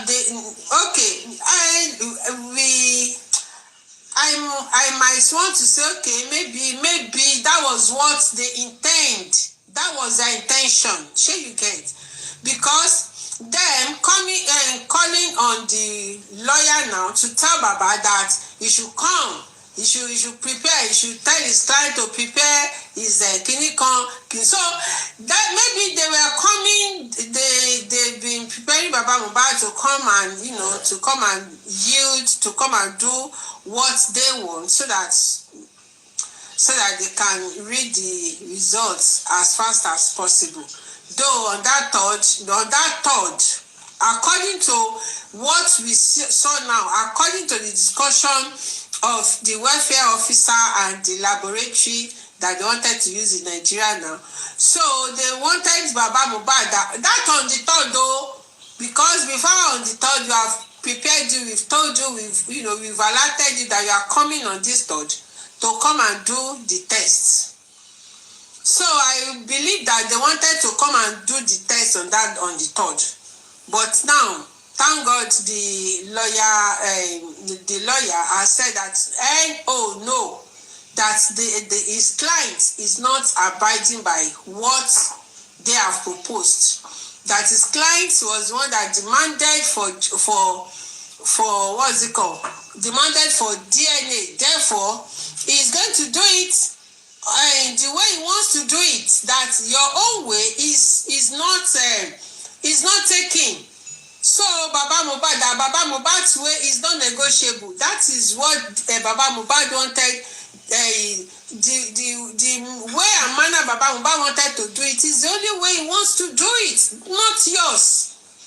They want to force the procedure down Baba Mohbad's throat on the 3rd. Not that they will be coming to read the results.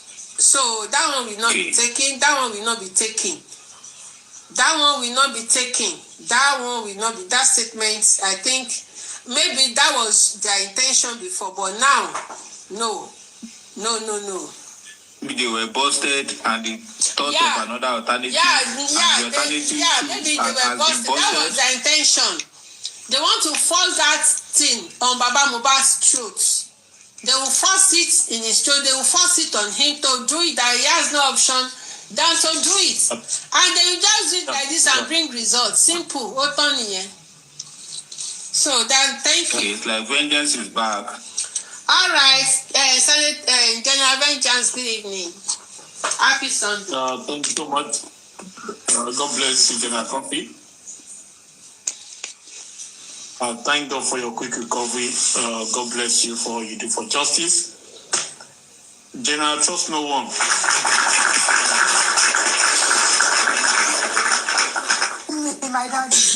God bless you, General. Thank you for your fervent standing for the cause of justice. Gladiator is on point. God bless you too, General Sesimi. We appreciate all you do. Gladiator Nike, that name is new. Thank you so much too for all you do for justice. And I'm greeting all the gladiators and generals too on the comment sections. Thank you so much for standing tall for the cause of justice. God will reward you all. We appreciate you all. Thank you so much. And I want to even congratulate us for this expose by Munaisa. I want to congratulate everybody that raised his or her voice. That raised his or her voice when Immunizer came up that time to have like a chat with Ogungbe and that one called Lopa. This present situation that we are witnessing is a product of that event where you and I, we raised our voice in total criticism of what Opa said in that live session. I want to assure you that it was out of that criticism that Ogungbe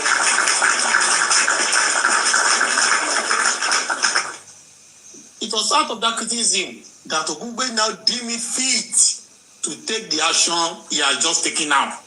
Because he can see where we belong. He can see our thoughts. He can see that our minds are made up. He can see we are in too deep into the game for us to turn back. He can see that we were here when the whole thing started and we are still here, even in the middle of the game. And we are not giving up easily. We knew all their plans from the beginning. And our job of service to humanity without being paid is to continue to expose their evil ways and to let them know that their bubbles will be busted anytime, any day, any hour, any period, any place, because we are still involved in justice for Mohbad. We are not employed. We don't have letters of employment. Therefore, nobody can sack us. We are not given any orientation. No camp. We are not called to camp for orientation. Therefore, we cannot get disoriented with happenings of jail for him. The fact of this case is simple. Mohbad was killed, and the child paternity is under serious debate. Mohbad was killed, and the acclaimed survivor, the only survivor of that same person that was killed 5 months after his birth, his paternity is under serious surveillance and scrutiny. Those are the facts of this case. And when people wanted to talk about the way we came out to talk about Lawyer Gungbe that time, I told them, I said, why are you trying to derive the negativity out of our criticism? Why wouldn't you look at the positive aspect of this criticism of Lawyer Gungbe? Look at Odumosu. When Odumosu came like that, he came like a thief in the night. He came like a thief in the night. He told people to go onto social media and start praising him. That was what he said. That they should go and be praising him on social media. He knew it that he wasn't doing anything. But he wanted people to show his positive reflection that he was doing the right thing. Meanwhile, he wasn't doing anything. Look at Sanshitu. When Sanshitu came through, all of us, we were riding on serious and various horses of hope. We thought Sanshitu was the Messiah. Sanshitu coming to jail for him. Sanchitu taking over of the criminal aspect of Mohbad was met with positive expectations, was met with hope, was met with salvation, was met with everything good that you might think of. But what happened to Sanchitu? So if Ogedengbe has now met us with serious criticism that he was about to step in a shoe that we thought was bigger than him, then it was normal for him to derive positive energy from it and not negative energy. Because the goal is set. The match is fixed. The players are ready. What we are waiting is for the day of the play of the match. And that's what is happening now as we speak. Ogedengbe has done a beautiful job.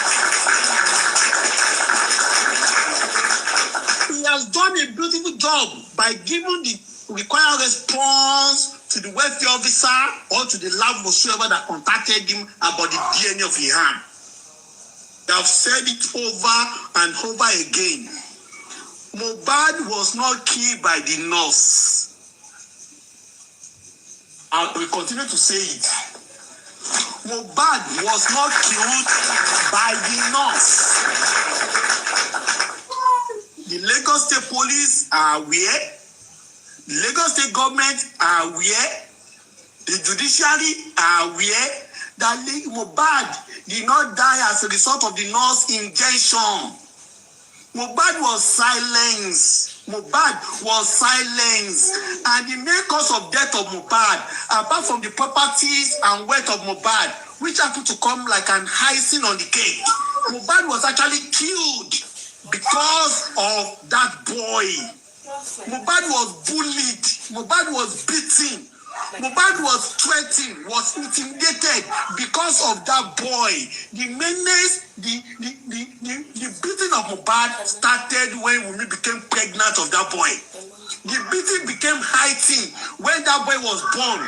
That boy was born just 2 months. And Mohbad wrote a letter. And Mohbad died about 2 months to 3 months after that letter was written. What evidence do we need?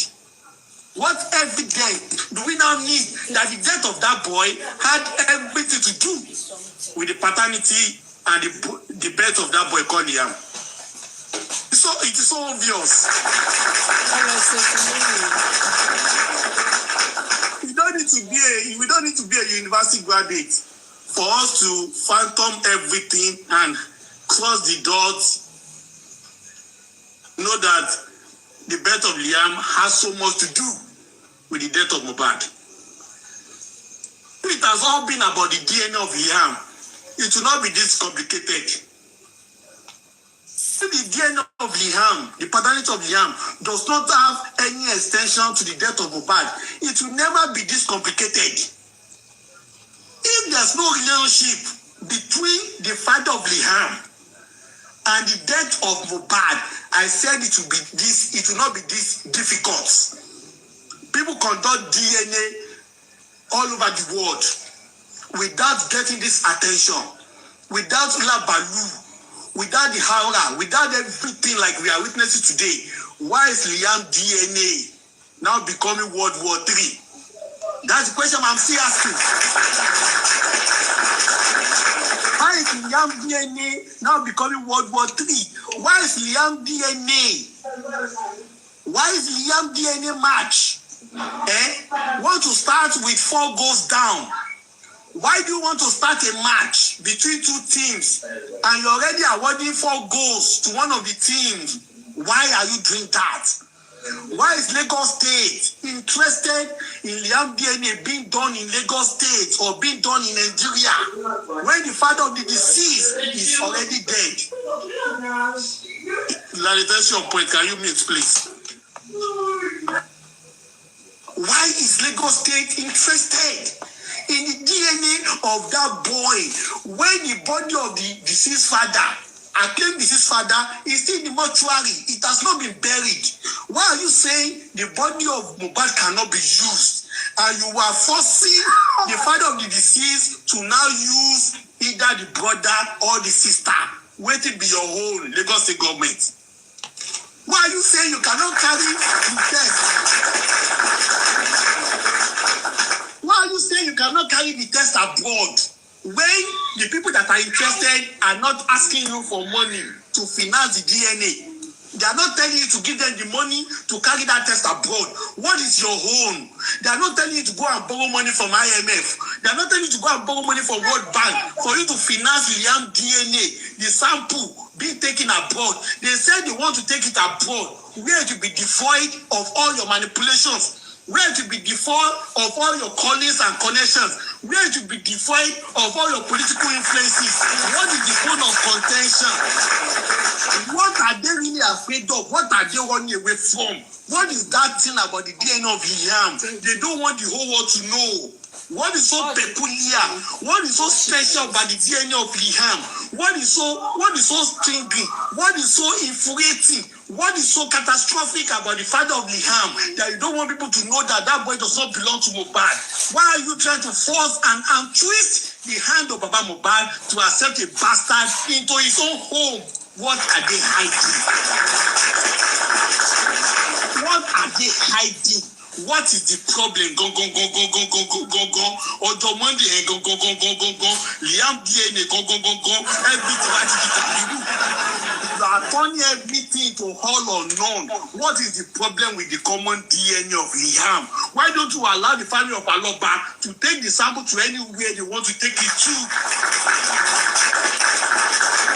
Why are you telling us that the name of hospital will not be disclosed? When Baba is ready to take it to hospital that everybody in the world will know his name, where can be cross-checked, where can be checked, where can be fact-checked? Why are you taking your own hospital to be anonymous when Baba is ready to make his own hospital known to people? What are they hiding? Why are you proposing unknown hospital? Why are you proposing on no carriage pathway? Why are you proposing on no?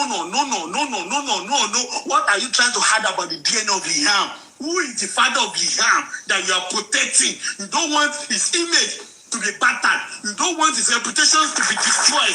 Who is the father of that boy? Serious question.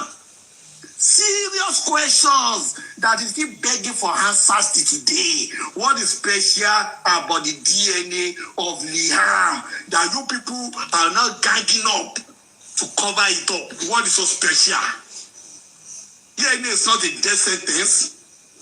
DNA is not a journey of no return. DNA is not poisonous in nature. DNA is a non-invasive procedure. DNA is for a woman. DNA is for a woman to prove her worth to the family of the husband or the husband. Why is Wummi Banjo doing all she can with the acclaimed father of Mohbad and his political associates, trying to devoid Liam the right to know his real father? What are they hiding? Do they want us to believe that it was Baba Liam that actually killed Mohbad the way Wummi said it? And they don't want to vet it. They don't want us to vet it.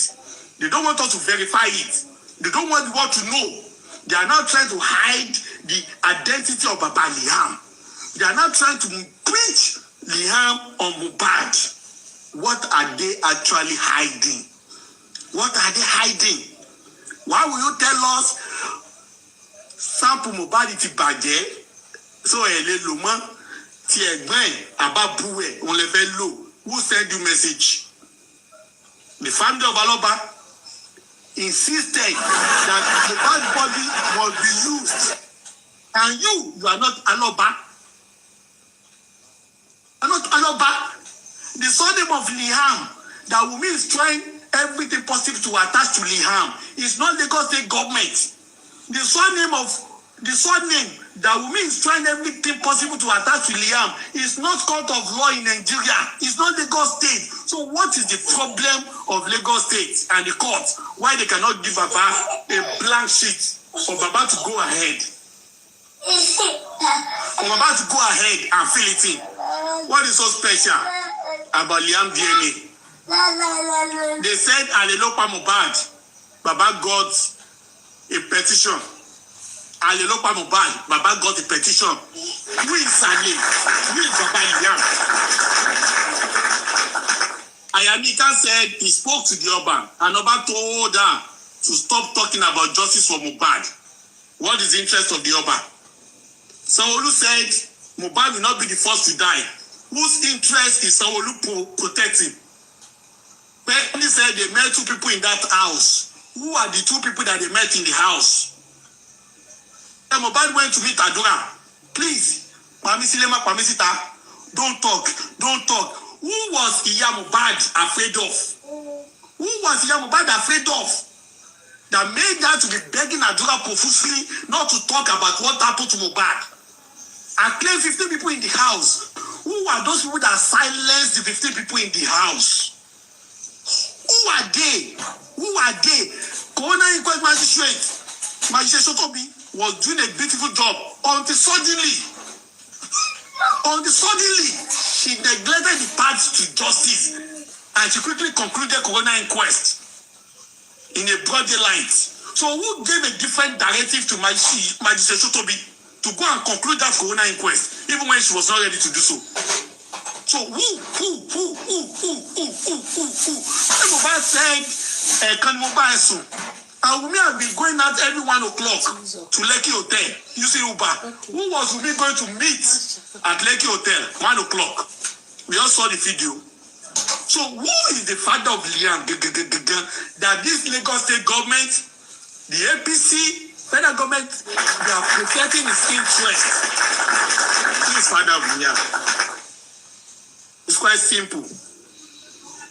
Sir, can I engage your submission, sir? Let me finish. You can answer me. You can ask me a question when I finish. Okay, sir. The DNA should be each free. When a man has for the DNA, or any family of the husband has for the DNA, a woman that is faithful to a man, very faithful to a man, we give the child to the family of the man and we go back to sleep.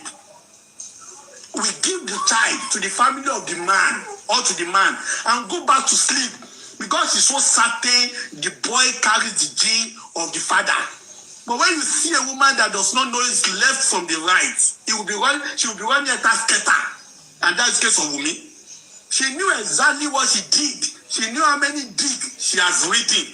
She knew how many beds she has slept. She knew how many doggy styles she has given. She knew how many riding she has done in life. She knew that boy was never for Mohbad. And that was why she contacted the Akrem Baba Liam to be fighting front, left, and right for her. Not to have a DNA done free and fair. She knows exactly what she's hiding. Emma said, Shebo di she DNA. Jerry Baba Mohbad náà ṣe DNA tiẹ̀, Wummi kàn jálẹ̀ kò gbà ó. General Bukky Jesse sọ pé you people have done DNA 3 times, everything negative.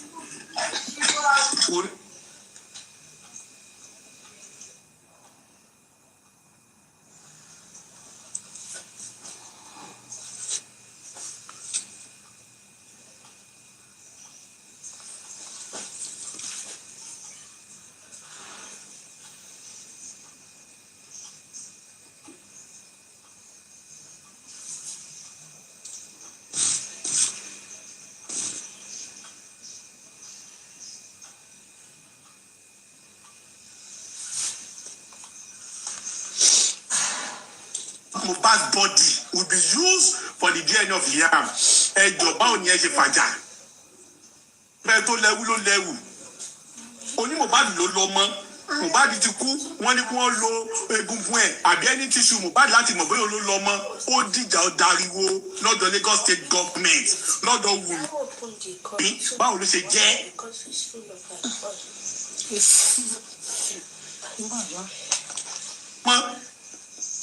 Ariwo tó bá yìí ní DNA lásán ìwọ tó yẹ kó fi ọmọ sílẹ̀ fún wọn pé ó yẹ lọ ṣe DNA ẹ lọ ṣe ní Spain ẹ ṣe ní USA ẹ ṣe ní UK Mohbad ló lọ ọmọ tó yẹ kó lọ sùn tẹ́gbẹ́ wọ́n pè é gẹ́gẹ́ pé DNA result jáde kò ní gbẹ ẹ má wulẹ̀ tiẹ̀ sọ fún mi ẹ lọ kà ní court kó ẹ kó mọ̀ pé ó ṣòfún ẹni ìwọ ló jẹ tó wá ń sá káàkiri ẹjọ́ ẹ bá mi ṣe o Nàìjíríà ni kò jẹ o kíní kan hospital ẹ má gbé lọ lóyìnbó. What are you afraid of?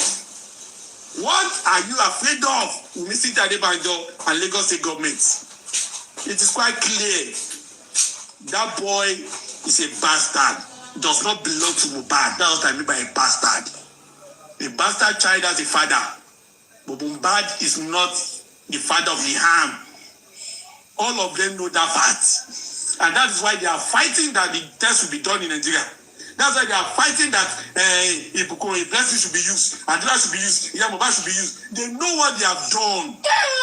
They are only trying to what? To subvert justice. They are only trying to do what? To twist the arms of truth to get lies. They know exactly what they have done to Mohbad. They know tí wọ́n bá fa gbùgbùgbù máa fa gbó. Wọ́n mọ̀ pé kò sí bí wọ́n ṣe máa mọ̀ pé ọmọ ìkíṣẹ́ ọmọ Mohbad kan máa wọ́ di àwọn tó wá pa Mohbad mọ́lé. So they are trying to defend B by defending A. We are talking about the A part of justice for Mohbad, and that's the DNA. The B part is the criminal aspect. So they want to defend A so that we will not get to B. But as God live and His Spirit live it, Mohbad will get justice. Nothing will make them do that test in Nigeria. Not even Sokoto, not even Abuja. Baba Liam has connections all over Nigeria. Just a phone call. Just a phone call. Baba Liam will see the day of the DNA. Just a phone call. Baba Liam will see the day of the DNA anywhere. Forget about it. Either Lagos, Osun, Ondo, Ekiti, Kano, Sokoto, Kebbi, Maduguri, Borno. Baba Liam will seal any DNA in any part of Nigeria. The only way they cannot seal is abroad, out of Nigeria. And that's why they are fighting tooth and nail for the DNA to be done locally. Because they know in abroad, nobody knows Tinubu. Tinubu cannot make any call abroad to take DNA. They know in abroad, nobody knows Mr. Gushi. They know in abroad, nobody knows Sanwo-Olu. The same respect they give to anybody living abroad as they will give Sanwo-Olu. Nobody take their papa. There is no professional that is ready to lose his license because of Tinubu in abroad. There is no professional that is ready to lose his license because of Sanwo-Olu in abroad. Everybody is guiding his life professionally abroad. They know what is at risk. They know what is at stake. And that's why they are fighting tooth and nail to make Baba to derail and lose focus on the DNA.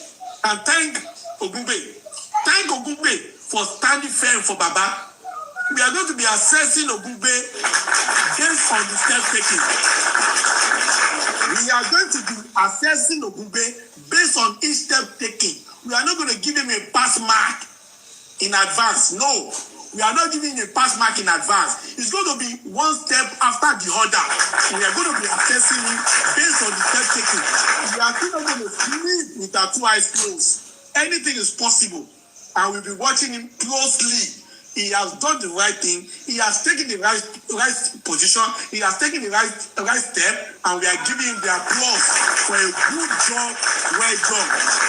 The bad DNA should be taken abroad. February 3rd will never come. Forget about the date. Anybody can pick any date. They need Baba's approval. They need Baba to endorse the February 3rd. And without his approval, without his endorsement, whatever they like, they go and read the calls. We don't give a damn. Aloba family does not give a damn. Any DNA result done in Nigeria that is read in court is the DNA of Wummi, for Wummi, by Wummi, and for Wummi. And at the end of the day, DNA will only confirm that Liam belongs to Lagos State government, not Aloba family. So if they want the DNA to confirm that Liam belongs to Aloba family, it has to be done in open field. Open field. Open field. A referee cannot become number 12 player.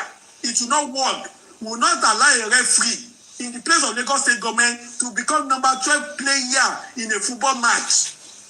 It has to be done fairly, with no form of manipulations, with no form of impositions, with no form of all sorts of DNA of Liam is the battle that we have been waiting for. Mohbad was killed because of Liam until proven otherwise. And everybody's hands must be on deck. Everybody's hands must be on deck for the DNA. As long as Baba is taking the right step, we must all support him. For this one that he has done the right thing. And we are supporting him and supporting Ogungbe while we continue to assess the performance of Ogungbe as we go forward. God bless you, God bless you, and God bless you. Thank you so much. much, General Vengeance. Thank you for that. For what you've said. We are going to be assessing him every time. Anything he do, we assess it. But for now, we are still supporting his move because it is what Baba Mohbad said. Thank God that he has not been able to misadvise Baba Mohbad like others used to do. They will tell Baba Mohbad, you better don't hesitate. Don't hesitate. Oh, you know it is government. Government have every right to decide on what to do. You don't just have that right to say, government, no, this is what I want. It is what they want that you should follow them. Follow them like that. Just accept it. Because these people, nobody fights government. Nobody do this. They will make Baba Mohbad to know that it doesn't have rights. But Baba Mohbad said, this is what I want. And the lawyer follows suit. That is it. So we are still watching. Thank you. Okay, my question. All right. I'm sorry, trust no one, sexy me, Madam Anike, and who is there also. Okay, Stainless, I'm sorry for coming up again. Briefly, based on what Mr. Veja said, Shotobi was performing very well, amazingly well, to the extent that almost everybody was carried away, and shockingly the observer was pulled unnoticed. So in this case of Ogunbetu, as we are hailing him, also we will continue to hail him, but as well, and if we not see, we will listen. Now, J4M is like a triangle. Angle A is the justice. Angle B, DNA. Angle C, the crime. Now, I was actually focusing on the crime aspect of the drama before, because I knew that 4 or 5 people strangulated the and it was stabbed. I don't know who they are, but based on analysis of what is going on, the real breaking was an alibi, was just a background picture, to shift and move forward to different manner of diverting people's attention. But I know for sure the boy, his sleep was attacked, fought for his life, and eventually was manhandled by 4 or 5 people. And that is that about that. So that's where I am interested in anyway. Now, the DNA. We want to go into 2 ways concerning the DNA. Surface and the penetration. What is the surface? The surface is going forward to February 3rd. So based on this expose by Ogunbe, does that mean that come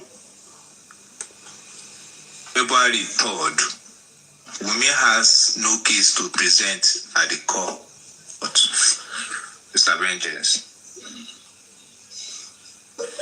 I just told you that Baba is the integral part of whatever is going to happen on February 3rd. Baba is the substance. He needs to substantiate it. They cannot carry out a DNA unilaterally. If it is done, it's going to be the DNA of Lagos State government, for the Lagos State government, by the Lagos State government, and not for Aloba. So if they want to go on and do whatever they want to do on February 3rd, they can go on and do it. It is quite clear that Aloba has spoken to the lawyer, and they have told them capital no to the procedure, to the proposal. So they can go and carry out whatever they want to do on February 3rd. Aloba family does not care. And it's not going to be at the content of the court. It's not a content of the court. The procedure is 40, and Baba's register is displeasure, is dissatisfaction with the whole thing. So February 3rd will remain an illusion. And February third can become March 3rd. It can become in fact, it can even become 2031 February 3rd. It does not matter. What matter? Yes. What matter is the fairness of the process. If you want to do it, like you want to be that's down Calabar. Me, I'm not working about February 3rd. As long as the right thing is not being done. February 3rd, they can take themselves out on a date. They can go and eat shawarma on February 3rd. That was not my problem. Aloba family has spoken unanimously and they said no. What else can be done? Nothing. So I'm not worried. Please don't be worried about February 3rd. Okay. I want to penetrate. Now I've gone to the surface. I want to penetrate the DNA now. And that means, okay, let's assume the DNA is being done and it was negative in favor of Mohbad or Baba Mohbad. Now, the next step will now be, okay, since this thing is negative, Madam, who be the father of this child? And okay, the madam will now say, now we have like almost 5 to 7 people encircled rumor around who supposed to be the father of the child, but there is a major one. Now, if madam now said, Oga, it is this major one that gave me belly. Okay, it's the one that gave me belly. Yeah, the king, Baba Liam or something that they used to say. What? Allegedly. Let me fall in that line so that will be in order. Now, okay, they now go and meet the man. Mr. Man, come, we have a case. The mama of this girl, when we discover for DNA, say, no be Mohbad, get pikin. We go meet the mama. The mama come talk, say, no. You give her belle. They come, Oga, she not to say, now you get belle. Oju olomo to lawa you. Now me get belle. Now you get belle. She now you send boy take my no. I not there for house. Go and ask the mama. I not said the mama to go by anybody. How the case go take go? I hope you understand my analogy, sir. On point. I don't want you to worry yourself too much. What the state we are now is knowing the true nature of the father of Liam. What happens after then will happen after we cross this bridge. And that area you are going to, with the present APC government in power and Tinubu in power, don't expect any advanced thoughts within your mind. Do you understand? Let us get the DNA right and every other thing will follow suit. Me, I don't want to have everything. Okay, that means Baba should be in position of holding the ground first. Yeah, let him hold his ground. That's what we have been saying now. We are not putting water in our mouths now. He must hold his ground first. That is it. It's one thing at a time. He must hold his ground. That's what Thank you, sir.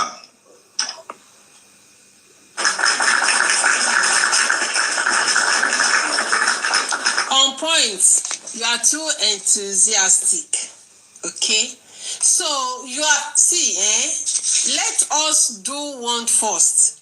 First thing first is to do this DNA. Okay? Is to do it and know the father. For now, what will come after it, we don't know.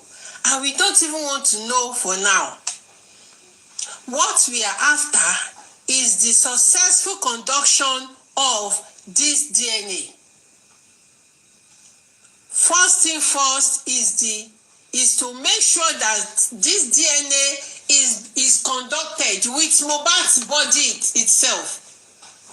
That Mohbad should be taken, that the full Mohbad's body should be taken abroad. No, it's not based on what you're saying. No, it's not what you're saying. Please, I noticed one thing. This fire used to come to attack me anytime I'm on your live. Fire. It's as if he's always hiding. This the fire. Yes, this particular yes. No believe in at some point. The fire is part of us. So. Oh, okay, maybe I'm sorry. Maybe he's not agreeing. That fire is part. Maybe he's not agreeing with you. Oh, okay. Maybe he's not agreeing with me. No. I am for DNA. If I'm not for DNA, I will penetrate further. Yeah, it's for DNA. No. Do you know what he's doing? What he's doing on point is that if this DNA comes out and the result is negative, what will happen? What will happen? And if the result is positive, what will now happen? What will Baba do? What will the public do? The aftermath is what on point is after. That what will happen? What? Kilo Mashele. He wants DNA, but it's just too, he wants to know what will happen. No, leave what will happen for now. On point. Leave what will happen for now. What will happen when anything is done. When something is done, either negative or positive, don't worry. What will happen? You will see. You go see show now. You go see show. Show goes. He go come. Show go come. You go surplus. Yes, do like this. We see now. This is what I've been. This is what I've been longing for. I said, if there's no update, Comfy cannot be coming out and be doing back and forth of what you have been saying before. But now, updates don't come ground now. This one now, we go see chop and till that February 3rd. We go chop this one till February 3rd. We don't see something chop. Sure you get. And if there's nothing again, everybody go see, continue to do as if to say, do justice again. But no lie. All of us we mount. Sure you get. No worry, on point. Don't worry. When the time comes, how they take talk and we will cross it. Then when we cross it, then you go see now. Sure you get. No worry. I beg. We want Mohbad's body to be taken abroad. All the full body of Mohbad should be taken abroad. You, kí ni wọ́n pè welfare officer, ikú ti pa ẹsẹ̀. You dey craze. I just want make one person just give us one of their pictures. You go know how the thing they take play for social media. Your family go copy the video, can't give you for house. And you lori buruku and you lay. Maybe just see your picture like this. You go know how the thing they play. One more pay, we know they play. One more pay, we know they play. Even I want to run in sita. Àwọn lórí burúkú kí náà pé Lagos state government tó ń ròyìn síta àwọn gan dem know say ẹ̀yin olórí burúkú ẹ̀yin olè burúkú yìí united grace wọn lè ṣe kínní ẹjọ́ torí Ọlọ́run bàbá Mohbad in case bóyá rí fídíò mi ẹ bá ṣe máa ṣe gbé Mohbad we are taking Mohbad to America or London UK. The full body of Mohbad will be taken to UK. You don't care if they even bury Mohbad for UK or Kenya or America. Come bury it. We don't care. We don't care. His full body will be taken to UK. We go pay. Now wetin people want be this. Gbogbo àwọn tán ti lọ kí àmàṣà lọ pé wọ́n tán máa kúnlẹ̀ ni. I go dey beg them. Gbogbo àwọn tán ti bínú. Comfort, kò sí kankan mọ́, kìnìkan. I go dey beg, I go go their inbox. Ní wèrè játijàti. Kí ni? Mọ̀mí kan fi BJ ṣe show kanjọ́ kan. woman kan tọ́jọ́ discuss nípa láti gbé gbogbo body Mohbad. I think it was mid 2024. You were on that show that day too, because I saw you commenting. I don't know if you could remember. Close more BG. No, I'm not inviting BG. She has a stand. Mokofe buttress lórí point in the way if there is any possibility of taking the whole body. One woman actually discussed it fervently with BJ during that time. Gladiator is on point. Yes, sir. Let us be sincere. Okay. There's no need to carry Mohbad's whole body. You understand? Okay. We don't actually need to push it to that end. But what is more important is to allow Mohbad tissue to be taken. The tissue is enough to reveal the DNA results we have been expecting that will be devoid of criticism, that will be devoid of whatever arguments and all that. So we don't need to carry the Mohbad. There are over 300 bones in the body. Yes, now, and they are all tissues. Yeah, and bone is an example of tissues. So they will just need to take one of them, the most reliable one of them, that Baba Liam cannot afford to lose. Baba Liam, you can die so that they can remove one of your bones. You can die, okay? Die so that they can remove your bone and swap it. Okay? Bí ọ̀pá sẹ́yìn kọ́ bá mú bí ọ̀pá sẹ́yìn. No, a máa fọ́ igi, orí yẹn la máa fọ́ igi mọ́ orí bàbá Mohbad, bàbá Liam. No, ẹ má tiẹ̀ sọ pé bóyá ní ti kà á ní a máa fọ́ igi mọ́ ọpọlọ bàbá Liam. Wọ́n wá yọ egungun kan bẹ̀. Olórí burúkú olùsí. By the time we win that Mohbad sample will be used. We will now put halogen lamp on the DNA sample of Liam because that's another way they may want to shortchange that test.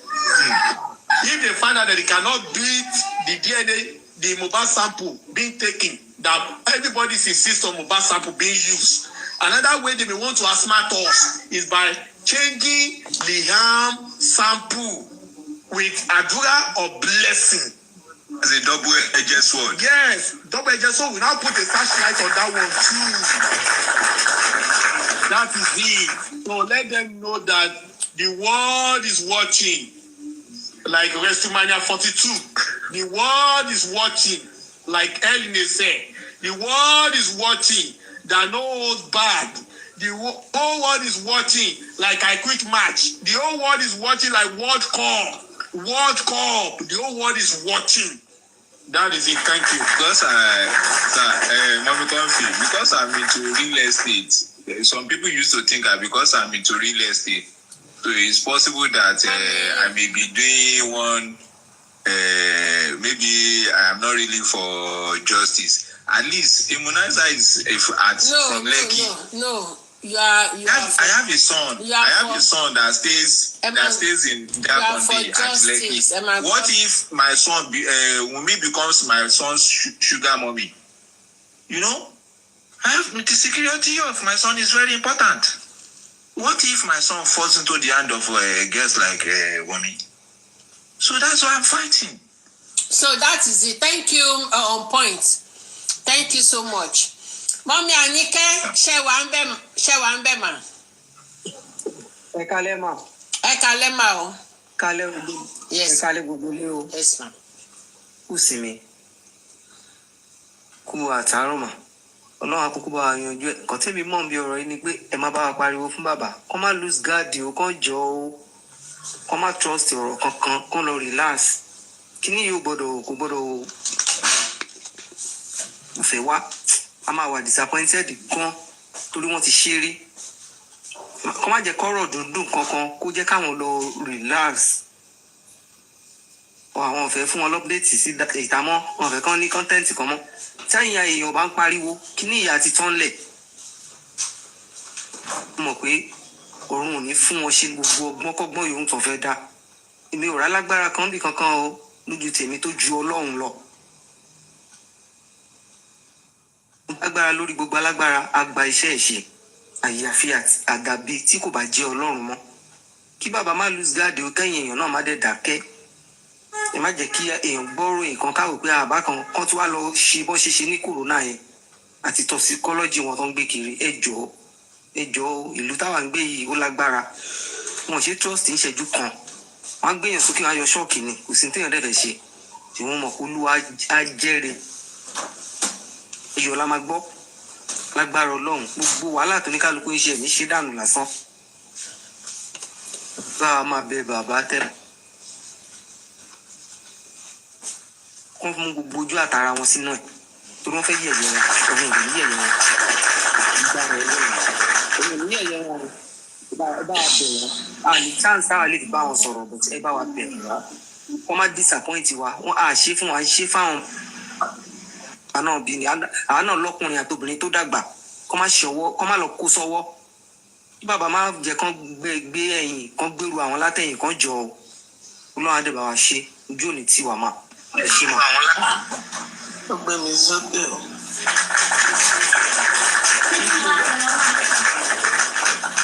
So thank you, Mommy Anike. Thank you, Eshegoni. God bless you. Thank you so much, Eshegoni.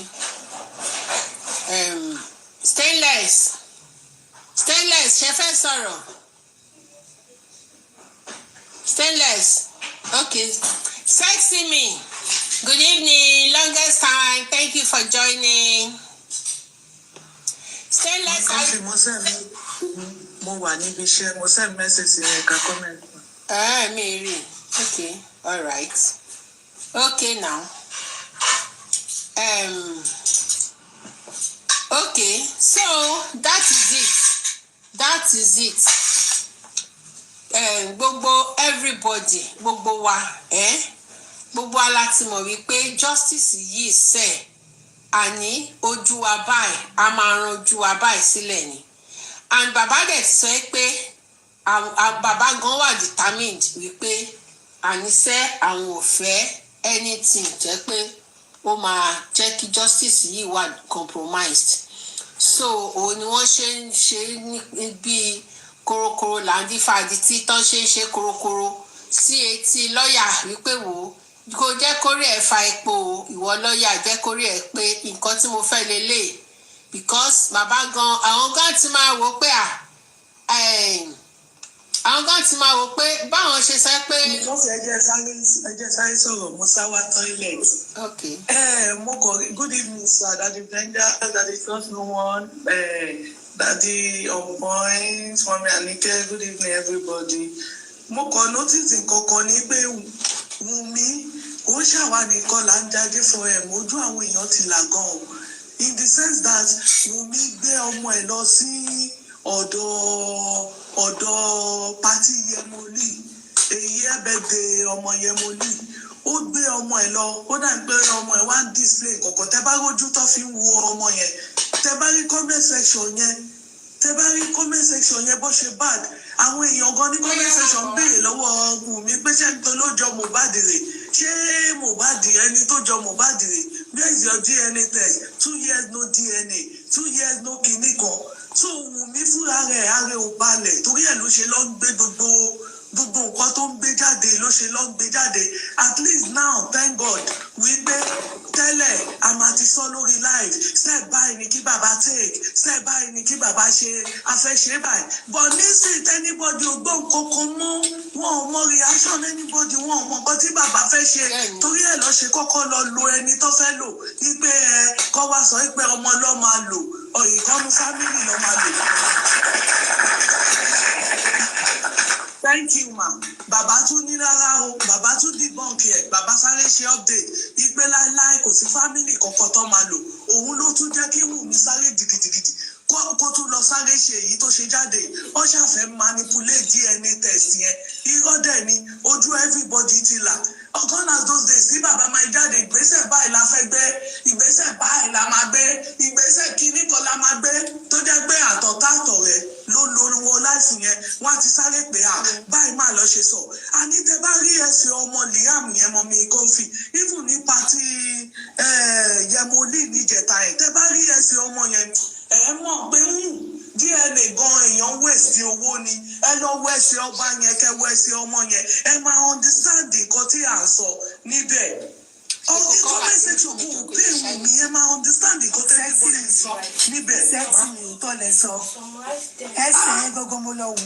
ẹ ṣe ẹ tún wá jẹ́ kó ọmọ yẹn bọ́ slippers tọmọ yẹn bá tún wá ẹ má bínú ibiṣẹ́ mo wà tẹ́bá tọmọ yẹn bá tún wá bọ́ bàtà ìgbà tó ti lọ Tanzania tó ti lọ gbé tó ti wọ slippers fọmọ yẹn lèmi ti rí ẹsẹ̀ ọmọ yẹn ni mo ti lọ compare fún ọtọba tẹ́bá tún wá wo pati tó lọ bóyá àná àbí àná ní pati yẹn tó lọ lánàá yẹn ẹ máa understand ibi tí ọmọ yẹn ti jáde ọmọ yẹn ẹsẹ̀ lásán ẹsẹ̀ ọba ló gbé ẹsẹ̀ ọmọ yẹn lásán ẹsẹ̀ ọba ló gbé no doubt about it tí bá ń waste owó lọ ṣe DNA yẹn akọ̀lọ́ ń waste owó ni Wùmí mọ bàbá bébí Mohbad kan ló ní ọmọ yẹn Mohbad kan ló ní ọmọ yẹn kò dẹ̀ sọ́dọ̀ tí Wùmí máa gbé láyé DNA test is a must gbogbo àwọn ọmọ Nàìjíríà gbogbo wa all over the world àlẹ́ béèrè fún DNA test náà Wùmí so nǹkan tí bàbá bá fẹ́ ni bàbá máa ṣe tó yẹ ìgbà tó ní ẹ bàbá wípé wọn máa wá ka result lọ́n the 2nd of February èmi òun láìkàrẹ́ sọ mọ́ mo pé bàbá ni mo reach out wípé ẹjọ́ ẹgbọ́n on the 2nd wọn máa wá ka bàbá ní kò sí nǹkan tó jọ bẹ́ẹ̀ pé torí ẹ̀ làwọn ṣe ní ẹni tí tá bá gbọ́ tí ò bá tẹ́ wa lọ́rùn ká máa pe àwọn láti confam and thank God I put a call and I confam so Wùmí kó gbé ìyá ọkọ ẹ wá kó gbé bàbá ọkọ ẹ kó lọ gbàdúrà wá sẹ àní DNA test ara Mohbad la máa ti yọ ọkọ tó máa lò so gbogbo ara Mohbad ti kú egungun ara ẹ ti kú eyín ti kú gbogbo egungun tó wà lára ti kú egungun ọwọ́ ti kú egungun ẹsẹ̀ ti kú àbí àníṣe Mohbad la máa yọ even nìkan àṣùwọ̀n bóyá bàbá ló bí ẹ̀sẹ̀ tá a bá ṣe DNA test kíní gan blessing àṣùwọ̀n pé ọmọ bàbá ni àfi tá a bá ṣe DNA test DNA test is a must ara Mohbad la máa ti yọ ẹ̀ka máa lò thank you ma ibi iṣẹ́ mo wà ní sáwásí toilet mi thank you ma ibi iṣẹ́ mo wà bye bye. All right, thank you so much fọ́tò ọmọ yẹn mò ń ṣáà ti gbé wá honestly ta ló fẹ́ sọ̀rọ̀. block ẹni tó ń jẹ́ tíṣù àyẹn ṣe ló ń bú àwọn èèyàn ó ń ṣépè fún àwọn èèyàn. Ok mi ò rí dáadáa ó dà ń bọ̀. sexy me thank you very much. T-Square gborí wọlé olórí burúkú olórí sexy me God bless you. mi ò rí. ṣé tí mo rí kó fẹ́ má bínú mà mo rí kíní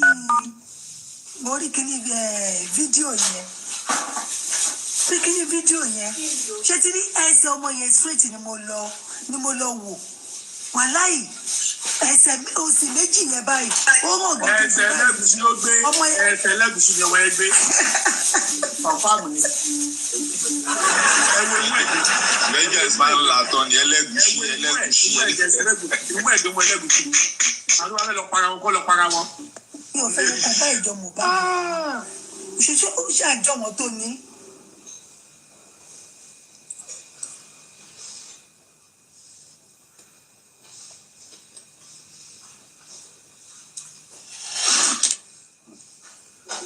ta ló ń bá wa sọ̀rọ̀ ókè ṣé ti sọ̀rọ̀ ni ó ga o ṣé rí ọmọ fọ́tò yẹn wà ń bí báyìí kò kàn tí display ló wà ń bí báyìí ó jọ bí ó wá ṣe ẹnu yẹn bí eléyà kí ló dé eyín kúnlé ó wá ṣe ẹnu yẹn bí náà wá o kí ló ṣẹlẹ̀ kí ló ṣẹlẹ̀ ó ga o.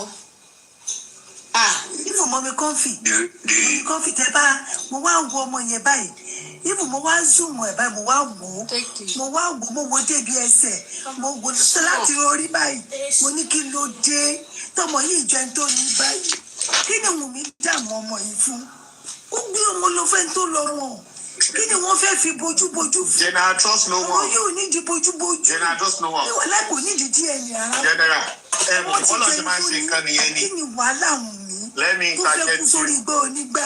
Trust no kí one, ló dé tó please. fẹ́ kú sórí igbá onígbá. Give me 1 minute. Yes sir. Let me tell you, situation méjì nìkan tó ṣẹlẹ̀ yẹn fi máa ń ṣẹlẹ̀. Number one, ṣe rí tí ọkùnrin bá bí ọmọ tọ́lọ̀ ti mọ̀ fún ọkùnrin yìí ó máa fẹ́ abandon project ẹ̀ ni tábẹ́ sọ fún nǹkan ló bí ọmọ yẹn ẹ lọ wo mọ́sọ̀bà àwọn ọmọ yẹn ọlọ́run mọ̀ dá àwọn ọmọ ẹ̀ fẹ́ pé á jọ bàbá yẹn bí azin àyùbẹ́ ìbọ́lọ̀ ti máa mọ̀ pé ó máa fẹ́ kọ ọmọ ẹni tí wọ́n bá bí ọmọ yẹn tán ọlọ́run wá ṣe àwa jọ bàbá yẹn bí ìkan ní number one situation nìyẹn wọ́n máa ń sọ pé èèyàn ọmọbìnrin bàbá òun fẹ́ sá lọ ni pé òun ló ṣe jọba bẹ́ẹ̀ wà láyé nítorí bàbá yẹn ó díwò pé òun máa fọgbọ́n sá lọ pé òun máa kọ ọmọ yẹn sílẹ̀ ní ọlọ́run ọmọ ìṣe àwa jọ torítorí tẹnutẹnu ẹlẹ́ẹ̀kejì bíi ìwé òun ló ṣẹlẹ̀ sí Mohbad yìí tóbìnrin bá ti ń yan àlè tó bá ti yan àlè tó bá dẹ̀ bí kó fẹ́ gbé ọmọ yẹn fọ́kọ tó lọ́ bá fẹ́ tú obìnrin yẹn láṣìírí àwọn ọmọ jẹ̀kọ́ ọmọ yẹn kó jọ àlè yẹn bí nǹkan míì tó yẹ pé ìgbà àlè yẹn pọ̀ sílẹ̀ ní nǹkan tó ṣẹlẹ̀ lórí ti ọmọ yìí nìyẹn those are the two scenarios tó máa ń mú ọmọ àbíjọ wá ọ̀nà àwọn ọmọ ìṣètò pé ọmọ yẹn á jọ àlè yẹn bí á jọ bí ẹni pé carbon copy ni nǹkan tó lọ ń ṣe fún wọn nìyẹn. rí chief priest 1 night stand péré òun ló ní pẹ̀lú ọmọ bóyá ọmọ Tanzania àbí ọmọ kíni tẹ̀mọ̀lú ọmọ yẹn.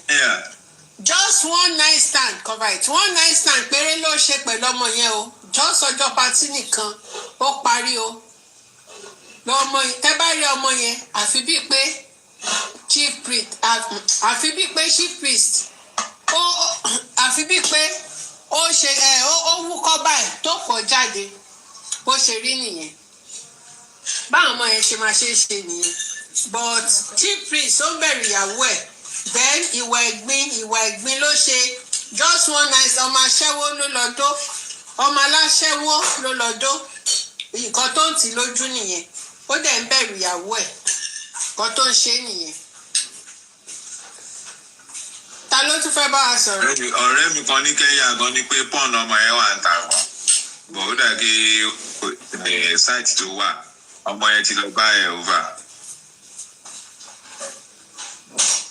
ẹ lè máa jin ọmọ South Africa. ogun abẹ́lé máa wà láàrin Wùmí àti bàbá Liam because bàbá Mohbad ti chúkù wọn lọ́rùn báyìí. Ogun abẹ́lé gidi ó máa wà láàrin àwọn méjèèjì. Who's going to fall?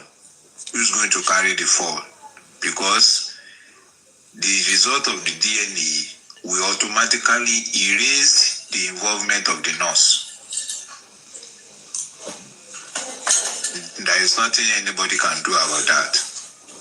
The result of the DNA will automatically erase, the involvement of the nurse in this whole saga. Even the submission of the lawyer self that they had agreement at the first police station already erased that fact. Me, I'm just quite interested also in how it's going to be established that Mohbad died on the 11th. That topic is going to be very massive and interesting. Anyway, Baba, the DNA must be negative by force, so no be by option, no. By force, by fire, by force. Not be say like toxicology, like government is involved, government has power. No, Baba Mohbad, you no get any choice. It must be negative. Any way you want to do it, whether you want to do a PMI big money. On point. Tí bàbá bá ti dúró lórí ẹsẹ̀ wọn bó ṣe dúró yìí tí ó ti yẹ yín a máa rí result net ẹ má sọ pé ẹ má nǹkan bá dà pé kínní ẹ jẹ́ ká sọ nǹkan táwọn máa sọ ni pé kí bàbá dúró understand. By force so must be negative by force. Yeah. About the choice, kò sí pé bóyá inconclusive, no. There is nothing inconclusive. Talk less of positive, no. It must be negative. He has no choice. Thank you.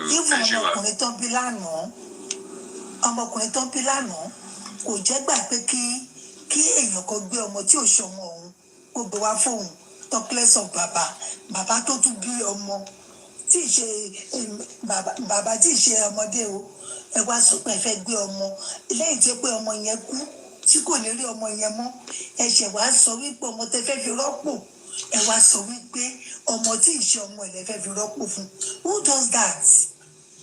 ṣe even tí ò lọ́pọlọ gangan ìyàwó pé fọwọ́ tí ì bá lówó kò pa mí lórúkọ dànù dáàdì tàbí mọ́mì lẹ̀ ní fi sí i amóde trust bàbá Mohbad máa sọ̀rọ̀ kan wípé alágídí lọ̀gá alágbára bàbá máa ń sọ bẹ́ẹ̀ pé alágídí lọ̀gá alágbára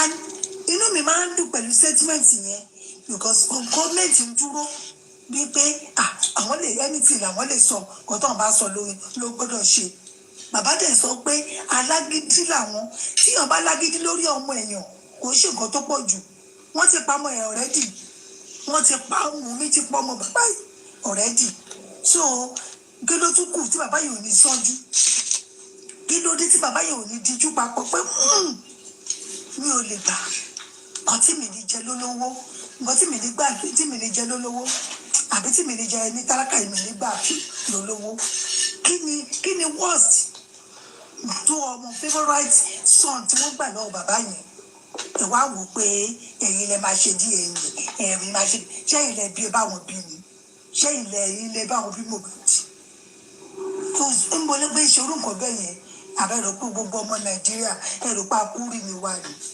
àbẹ̀rẹ̀ pé ẹni tó bí Mohbad gbogbo ṣé akúrì lẹ pè wọ́n ni bí wọn bá kàwé tí wọn bá lówó èèyàn míì pé orí èèyàn kù náà èdè fẹ́ máa ṣí ti bàbá yẹn èdè fẹ́ máa mú mi lọ́wọ́ pé kí ló fẹ́ ṣe ọlọ́gbọ̀n tí nǹkan tẹ̀ lè ṣe lẹ́yìn kí Wùmí gbọ́mọ lọ́fẹ́ tó ní nǹkan ẹ̀ gbọ́mọ lọ́fẹ́ tó ní àti ẹ̀kí ẹ̀ ẹni tó bá wù kó ní kí ló kàn wá kí ló kọ ọ̀rọ̀ àwa yìí àwa tó ti gé tí ẹ̀ lọ nǹkan táwa fẹ́ ni wípé DNA yẹn kí bàbá ṣe níbi tó sweeti wọn ibi tó wù wọn ibi tó fẹ́ gbé ṣe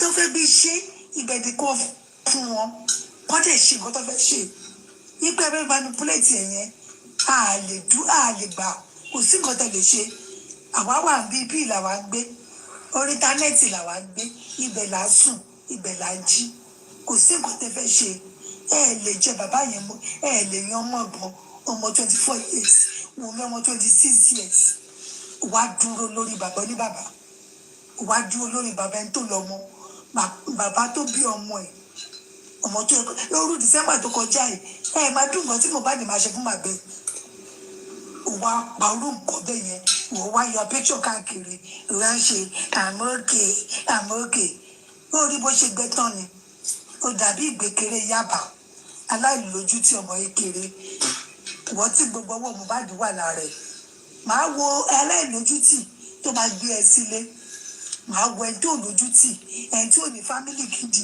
tó fẹ́ gbórú ẹ̀ sá ẹ sílé tó máa sọ pé housewife ni ẹ orú àbíkè ńlá apààyàn burúkú apààyàn ọmọ kékeré ó dájú ju ọṣẹ lọ ó ga God will not fail us o in General Vengeance voice ẹ ṣe máa.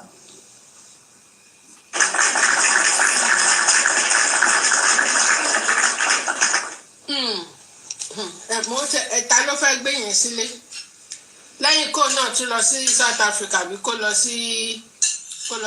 Tanzania kó lọ wá ọkọ bẹ̀ ló ṣe ọmọ.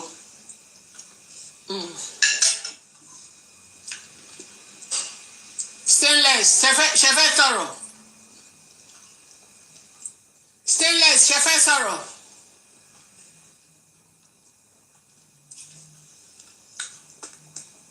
Okay, sir. Okay. So, Wummi, ọ̀rọ̀ ló gbọ́ yẹn o. Ọ̀rọ̀ ló dá, ó ti dáràn. Wummi, ó ti dáràn. Ọ̀rọ̀ gidi ló dá o. Ètò dáì, ọ̀ràn ni o. Gbàgbé wíìgì tó gbàgbé fìlà tó ń dé sórí o. Tán bá yọ wíìgì orí ẹ̀ kò sí kankan mọ́ lára ẹ̀. Ṣó ti yẹ wig òun ló fi ń gbéra Wùmí tán bá yọ wíìgì orí ẹ̀ kò sí kankan mọ́ kò sí nǹkankan mọ́ lára ẹ̀ ó ti yẹ pẹ̀lú wíìgì tó ń dé gan-an ò jámọ́ kankan you are nothing torí pé o ti pààyàn ẹ̀jẹ̀ Mohbad wà lára ẹ̀ ẹ̀jẹ̀ Mohbad ó wà lórí ẹ̀ so you amount to nothing ọ̀ràn òun ló dá Kútẹlú ọ̀ràn ló dá Òkútẹlú ọ̀ràn ló ti dáràn sẹ́ẹ̀. bẹ́ẹ̀ ni wig and filter yọ wíìgì kúrò lórí yọ filter ọmọ tó ti gbó ojú ẹ̀ ti gbó ó ti gbó kọjá èjì ẹ̀ ìrònú ti bá ẹ gbàgbé gbogbo àwọn tó sọ yẹn dé àìrá ni kò sí kankan Wùmí is fine Wùmí ibo ni Wùmí ti ń fine olóṣì ọmọ ó fine sẹ́ni yẹ ìwà òun ni ẹ̀ṣọ́ ènìyàn ìwà lẹ̀ṣọ́ ènìyàn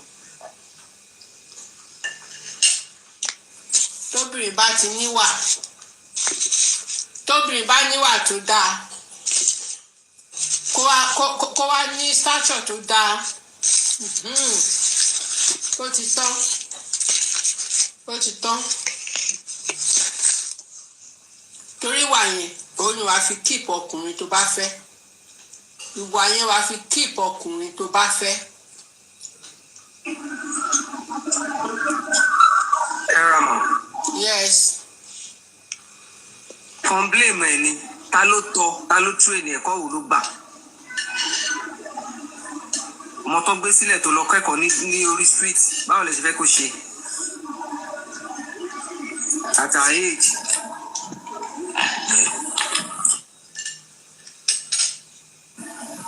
báwo lèèyàn ṣe fẹ́ kí irú ọmọ bẹ́ẹ̀ ṣe àǹképe là ń bẹ̀ lórí wọn kán wúlò ká máa sọ̀rọ̀ ìkéyàn fi sílẹ̀ tó wá rówó táwa bẹ́ẹ̀ mọ́ àtú gáìdì ẹ̀ sọ́nà tó dáa bàbá ní kẹ́ ṣàbáwá bẹ̀ o kọ́ ojú wọn sí gbogbo ẹ̀kọ́ jọ torí ìlú yìí tó bá ń fún wọn láwọ́ọ̀dù manipulation àwọn alẹ́ ká gbà tó kó rí dúdú báyìí kan ní funfun kọ́ dẹ̀ máa bẹ́ẹ̀ sọ pé funfun ni àwọn alẹ́ ká gba àwọ́ọ̀dù yẹn ọlọ́run á jẹ́rìí rẹ̀ lórí tí ọ̀tún ní gbé blood pressure bá yàn lẹ́ẹ̀kejì.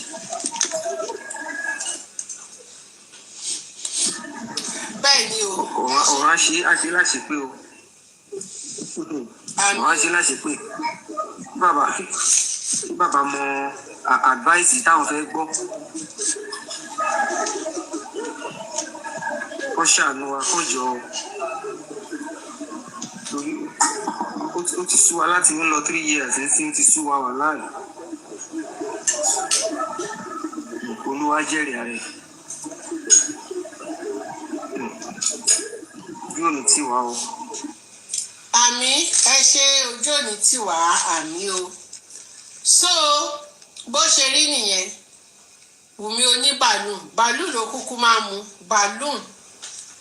bàálù ó bá jẹun tí ó bá ti fa bàálù báyìí kó oúnjẹ ò tí complete tí ó bá ti fa bàálù oúnjẹ ò tí pé òun ló fi ń ṣomi so Wùmí ó ti bá nìyẹn òtòṣì o ó ti gbé ta láròyé o ó ti yẹ ó ti gbé adìyẹ òtòṣì ó ti gbé ta láròyé àròyé náà máa fi pa ẹ́ ẹjọ́ wẹ́wẹ́ náà máa fi pa ẹ́ ṣé o ti máa rè pé wèrè ó tẹ̀ ti lè rè pé bóyá ti kúrò ní justice á ní wọ́n tẹ̀ kúkú ti lọ á ní wọ́n ti lọ olórí burúkú mò ń gbọ́ tó sọ pé àwọn tẹ́mì pinnu wọ́n ń dùn lọ́sàn-án yìí wípé níṣe náà ń gba ijó tó ń gba ìlú tó ń bẹ̀rẹ̀ sí tínú wọn ń dùn wípé àárín wọn ti dàrú orí yín ti burú orí yín ó ti burú bí eégún tó ń léwèrè bóyá lo mọ̀ wípé àṣìwà we are going nowhere. Olórí burúkú ara yín. Thank you ma, ẹ ṣé ma, join my heart, ẹ ṣé ma. Olórí burúkú ara yín. Bóyá lo mọ̀ wípé àṣì gallant. Bóyá lo mọ̀ pé gbogbo àwọn tí wọ́n máa sọ pé owó yìí ẹ fi ṣe lé ẹgbà ẹfẹ́ nǹkan tẹ́ fẹ́ ṣe. Let me tell you. Tá bá rí nǹkan tí tẹ́ pé à ń dúró dè tẹ́ pé tó bá ṣe nǹkan tá ń fẹ́. Ṣòro pé tí 30 million wá tí ò bá ká nǹkan tá fẹ́ ṣe ṣòro pé àwọn èèyàn ò ní dáwó wèrè ni ẹ́. Àwọn tó ń sọ fún ẹ rí pé gbogbo àwọn tó ń dáwó ti lọ yẹn wèrè ni wọ́n jọ wèrè ní gbogbo yín papọ̀ lápapọ̀ wèrè òun lẹ́jọ́. Bá a ṣe wà ń bì báyìí àdúró àgallant. Bá a ṣe wà ń bì ẹ má rè pé bóyá a ti lọ. A kàn ṣe ń wò lọ́ọ̀kan ni pé in case tó bá ti ní any update àjáde àwa sọ àìsí update àní jáde a máa ṣe àwọn tó bá ṣorí burúkú la kàn máa dá lóhùn tá a máa fún wọn ní gbàgbó sílẹ̀ kọ̀ọ̀kan tá a bá dẹ̀ fẹ́ ni èyí tá a bá fẹ́ àá fi wọ́n lẹ̀ àjẹkàn máa palantia Forwarding the case. I wish mommy concrete back. I'm back. Network yìí ló ń ṣòṣì. I'm back. Okay, you are back, all right. Ṣé kìí ṣe Sam Larry ló yọjú bíbá ẹ̀ sí mo máa rójú Sam Larry àbí? Ẹjọ́ kí ló mí tí Sam Larry bá yọjú sí live ènìyàn? Ẹjọ́ kí ló mí tí Sam Larry tá bá rójú Sam Larry ní live? Ẹjọ́ kí ló mí tá bá rójú Sam Larry níbi panelist? Omi no station settle. Sam Larry kẹ̀. Ọkọ Wummi. Sam Larry tó dó Wummi nìyẹn. Olórí burúkú, olóko burúkú. Oko wèrè tó gbé síjì. Ẹjọ́ kí ni kí ló mí tí Sam Larry bá yọjú níbi síìtì àwọn panelist? Sam Larry kò máa ní ta fún ẹ o, olórí burúkú. Wummi òkúkú dárúkọ ẹ mọ́ olòṣì. Aláyé bàjẹ́. Pamilari kò ní yẹ kò ní dá fún olóko òṣì. Oko tó fi dó Wummi yẹn kò ní jẹ oko yẹn. Olórí burúkú aláyé bàjẹ́. Oko mélòó gan ló wà lábẹ́ wèrè? Ẹ gbà mí o. Sam Larry ìwọ ló yọjú bí kò ní dá fún ẹ Sam Larry ikú ló máa pa ẹ́. Sam Larry ikú ló máa pa ẹ́ ikú lá pa Wummi. Olórí burúkú ló ṣaláyé bàjẹ́. Odó Wummi tó wọ́n ló tún gbé fọ́ba kò ní yẹ oko abẹ́ kò ní dá fún ẹ yarí sí ìyá ẹ ó máa jọ̀kọ́ máa jẹ kòló ohun tó ń jẹ ní àjùlé ọ̀run kò ní bá wọn jẹ kò ní dá fún ẹ. Wọ́n ní pé maybe he is looking for another person to pa ẹ̀. Olórí burúkú kò ń ṣe kí o lọ sí máa lọ sọ́dọ̀ àwọn tẹ́mi Pamilari kò ní yẹ máa lọ sọ́dọ̀ àwọn tẹ́mi kò ní yẹ máa lọ sọ́dọ̀ Bingo kò ní dá fún olórí burúkú máa lọ sọ́dọ̀ Papa Bingo lọ́yọjú ní panelist àwọn Papa Bingo olórí burúkú aláyé bàjẹ́ ọmọràn kíran máa ti rí sí kò ní dá fún ẹ kò ní yẹ olórí burúkú olòṣì ó ṣekù gbẹ̀ǹdù kò ní dá fún ẹ aláyé bàjẹ́ Sam Larry kò ní dá fún ẹ kò ní yẹ gbogbo èpè tó ń ṣe fún ẹ nínú comment section ẹ ó máa rí bẹ́ẹ̀ fún ẹ aláyé bàjẹ́ Pamilari olórí burúkú olòṣì ọmọràn kíran olòṣì ẹ̀gbọ́n ọba Elégùṣì ó lọ dó Wummi kù ó lọ gbé fọ́ba kò ní dá fún ó láǹtí òun gan yarí sí àǹtí rí sí ó láǹtí òun àǹtí rí sí ó ló mọ̀ sí olórí burúkú ẹ̀yin olóṣè ẹ̀yin ìran òṣì ẹ̀yin ìran kíran kò ní dá fún ẹ̀yin ìran aláyé bàjẹ́ ẹ̀yin Pamilari family kú ló máa pa gbogbo yín ẹ̀ ní jèrè.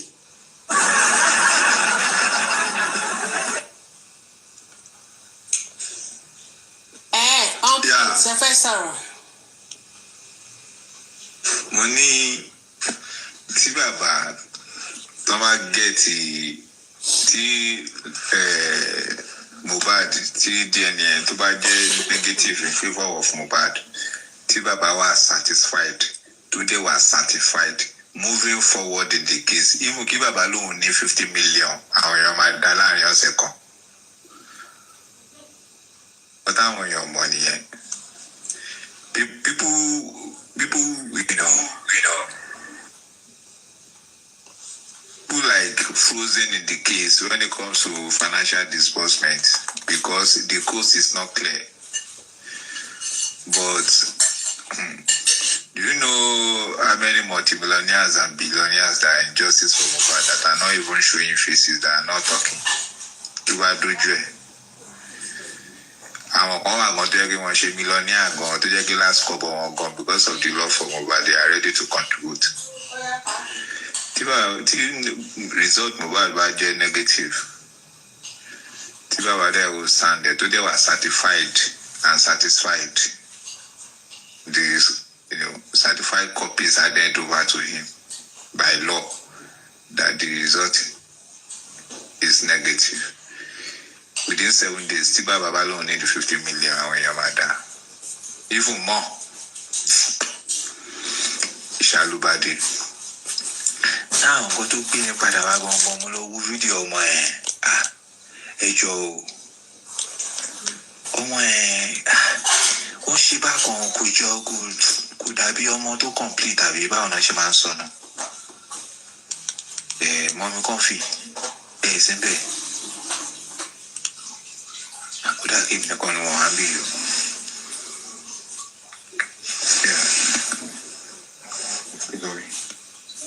máa sọ̀rọ̀ yẹn wà pẹ̀lú. Oh, okay.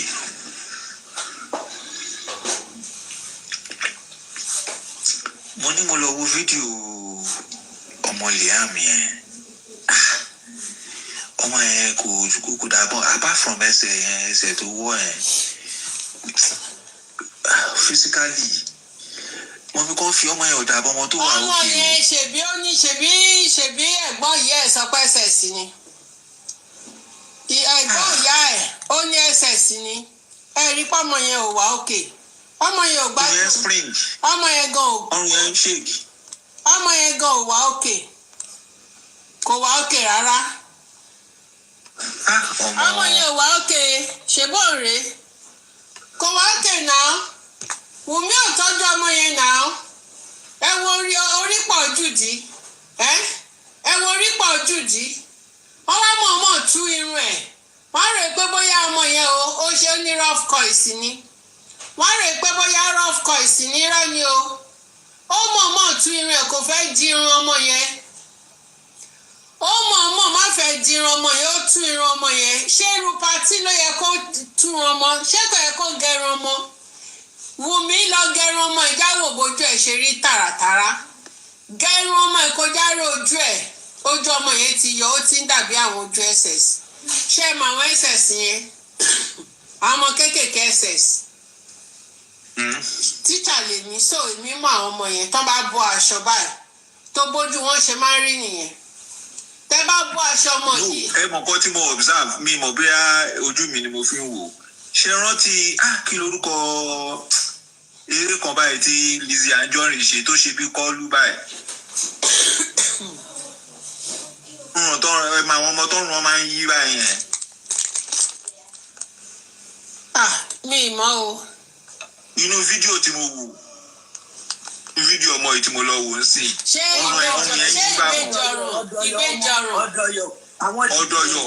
ọ̀dọ̀yọ̀ dídìrín àwọn ọmọ tí ìrìn wọn ò dúró tẹsẹ̀ wọn sáńdà. ọrùn yẹn spring ló ń ṣe. wọ́n bí kẹ̀kẹ́ bí síìtì kẹ̀kẹ́ tí síìtì kẹ̀kẹ́ tó máa ń gbọ̀n lọ́rùn tó máa ń gbọ̀n náà. ọ̀bọ̀n kẹrí ọ̀rọ̀ fẹ́ sọ yẹn ìyẹn tẹ̀ kọ́ ló gbé mi gòkè wọ̀ máa sọ pa ṣẹ́rí ọmọ mi kan wà dọ́tà mi kan wà a máa ń bú a máa sọ pé aláwòfin la máa ń wò ọjọ́ tó máa sọ̀rọ̀ nípa Liam ó ní tó bá rí wọn ní mú dọ́dọ̀ ẹ̀ kó tó sọ̀kò pa ó ní mọ́mì ó ní ọmọ òwò náà ti ẹ̀ ń jà sí gan ó ní sọmọ nìyẹn ó lọ́mọ tí ò nọ́mà ó lọ́mọ yẹn ò máa pé ó ní sàmọ̀ pé dídìrín lọ́mọ yẹn ni ó lọ́mọ owó gan náà fà tó ọmọ owó ló fẹ́ gbé fún Mohbad tí ìyá Mohbad fẹ́ gbà ó lọ́mọ tí ò gbádùn ó ní mọ́mì ẹ̀ kí ń wò nǹkan dáadáa ni ó dẹ̀ gbé jáde nínú fóònù ẹ̀ ó ní ẹ̀wọ̀ oníṣọ́mọ ilé ìwà òkè lójú yìí ó dà ó yà ṣé lè jẹ nọ́ọ̀sì ní tẹ̀lé ìyá àgbẹ̀bí ní ṣọ́mọ ilé ìṣe nọ́mà ó lè nọ́mà ó yẹ sọ ṣé lè nọ́mà lọ́mọ ó ní kí ó ní ọmọ òṣìwò ní ó ní Wùmí ó ti lo oògùn láti ṣẹ́ oyún yẹn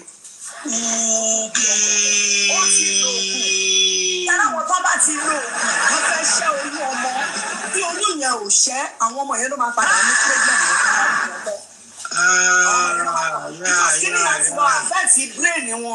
ó máa ti lọ affect brain wọn so wọn ní normal wọn ní grow bọ́mọ ṣe ń grow ó pa ọmọ yẹn tí normal bọ́mọ ṣe máa ń grow wọn ní grow ọmọ yẹn kú tì bó ṣe máa ń rí sí wọn nìyẹn orí Wùmí ò pé nǹkan tó tẹ̀ gbé mi gòkè tí mo tẹ̀ fẹ́ sọ ọmọ mi kọ́ fẹ́ ẹ̀jẹ̀ má bínú ẹ̀ka lẹ́ everybody sexy me my good sister mo kí yín o mo kí everybody o gbogbo ẹ̀ tẹ́ wà ní comment section all the gifter all the panelists mo kí everybody Uncle Vengeance I don't know why I love you ọmọ mi tí mo ló máa ń sọ̀rọ̀ yẹn náà ni a ní mọ́mí ẹ̀ wá wo ọkọ yín ti wà ní ó ti wà bí ó ń sọ̀rọ̀ tó bá ti rí Uncle Vengeance wọn ní téèyàn bá jà kó rẹ̀. yarí àwọn ìjọba tá a ní lórílẹ̀‐èdè yìí ó ti gbogbo wa gan ti yarí àwa táwa wà náà ti yà àwa ti yarí ó ti tó gé ọmọ lẹ́fì. ìgbà gbogbo evidence tó jáde gbogbo adúrú evidence tá a fà jáde wọn ò rọ́rọ̀ kankan sọ sí i nǹkan tó wá jáde fún ni pé àwọn làwọn fẹ́ ṣe DNA. ìyẹn ń kọ́. ṣe rí i pé olè ni wọ́n ọ̀rọ̀ DNA náà wá jáde sí wọn rí nínú gbogbo adúrú gbogbo nǹkan tá ń kà láti almost 3 years tá a ti ń sọ̀rọ̀ wọn rí kankan dìmú DNA náà rí dìmú pé àwọn làwọn máa ṣe àwọn ò dẹ̀ ní sanwó ẹ̀ ṣe ti rí i pé nǹkan tí wọ́n á ń jẹ ni pé Ọlọ́run máa ran bàbá Mohbad lọ́wọ́ bá ṣe fàdúrà ràn lọ́wọ́ lọ́wọ́ á jẹ́ kádùá yẹn kó kàn wọ́n lára lórúkọ Jésù ànígbàgbànú àdúrà kán ṣàì ojú wọn wẹ́wẹ́ ṣe rí Wùmí bó ṣe wà yẹn Bíbélì ti sọ ó ti ní ènìyàn búburú kí ó ní ìsinmi kò lè ní ìsinmi ti ẹgbàgbé nípa ìsinmi nínú ayé Wùmí because she is the one tó pa Mohbad even all the youth nǹkan tá a dẹ̀ ń ṣe yìí kò ń ṣàwa nìkan là ń ṣe o mo gbọ́ tí ọ̀pọ̀ ìsọ̀rọ̀ kan lẹ́kọ̀ọ́ pé àìmọye àwọn billionaires tán wà ní under kìíní tí wọ́n dẹ̀ gbójú jáde mo láìkì yín bọ̀dá mi on point ní lóòótọ́ ẹgẹ́tẹ̀ àwọn èèyàn wà ní abẹ́lẹ̀ tí wọ́n retí result kó jáde because they know pé ọmọ yìí is not belong to Mohbad wọ́n dẹ̀ mọ̀ pé ikú ọmọ yìí ò ní Mohbad kú wọ́n mọ̀ pé ikú Liam wọ́n mọ̀ pé ikú Liam òun ni Mohbad kú àwọn èèyàn dẹ̀ sọ pé ṣó wá sí ìletò yẹn àìmọye ọmọ àlè nígboro àìmọye ọmọ àlè and then ṣe rí bó ṣe wà yẹn àwọn orogún ẹ̀ ní inú ilé Elégùṣì wọ́n reject ọmọ yẹn wọ́n reject Wùmí kò síbi tó fẹ́ gbé ọmọ yẹn wò that's why tó ṣe fẹ́ kú sí ìgbà Mohbad. ṣe bóbìnrin lè gbà tí àwa náà lè tí àwa la lọ́gbọ́n náà àwa la ní ète àwa la ní ọgbọ́n ó yẹ kí mọ mi conflict men tó sọ̀rọ̀ second account gbòòrò so ṣe rí ó ti mọ̀ ṣe rí obìnrin a ní ètekéte tí obìnrin bá ti rí pé òun ti lóyún fálè ìgbà yẹn ló máa fọ́ọ̀sì ọkọ ẹ̀ kó wá súnmọ́ òun. ẹjọ́ mà mọ́mí Lovet adex ikú pa ẹ́ bó ṣe wọ bí bó ṣe ní stop your lies kò ní dáa fún ẹ adex kò ní jẹ́ kò ní dáa fún ẹ ọmọ kọ́mọ náà máa gbé wá fún ẹ ọmọ tíyàwó ẹ máa bí lórúkọ Jésù ọmọ wèrè náà máa ss náà máa bí fún ẹ kò ní dáa fún ẹ kò ní yẹ olórí burúkú gbẹ̀wù dání náà máa ṣe é wọ́n máa ṣe é nígbẹ̀wù dání ni ikú ló máa pa kò ní dáa fún ẹ bó ṣe wọ bíbọ̀ wọlé lè kú lọ́wọ́ ó máa ti wọlé lárùn lọ́wọ́ o òjòjò máa ti wọlé lé òjòjò lọ́wọ́ o kò máa ní yẹ kò máa ní dáa fún ẹ o ó máa máa yẹlẹ̀ fún ẹ ní o adẹ́sì olórí burúkú bàbá ss kò máa ní dáa fún ẹ o olóṣè olórí burúkú abímọ máa wò adẹ́sì abímọ kú kò ní yẹ kò ní dáa fún ẹ olóṣè olórí burúkú ẹ kọ́ntínú jàre.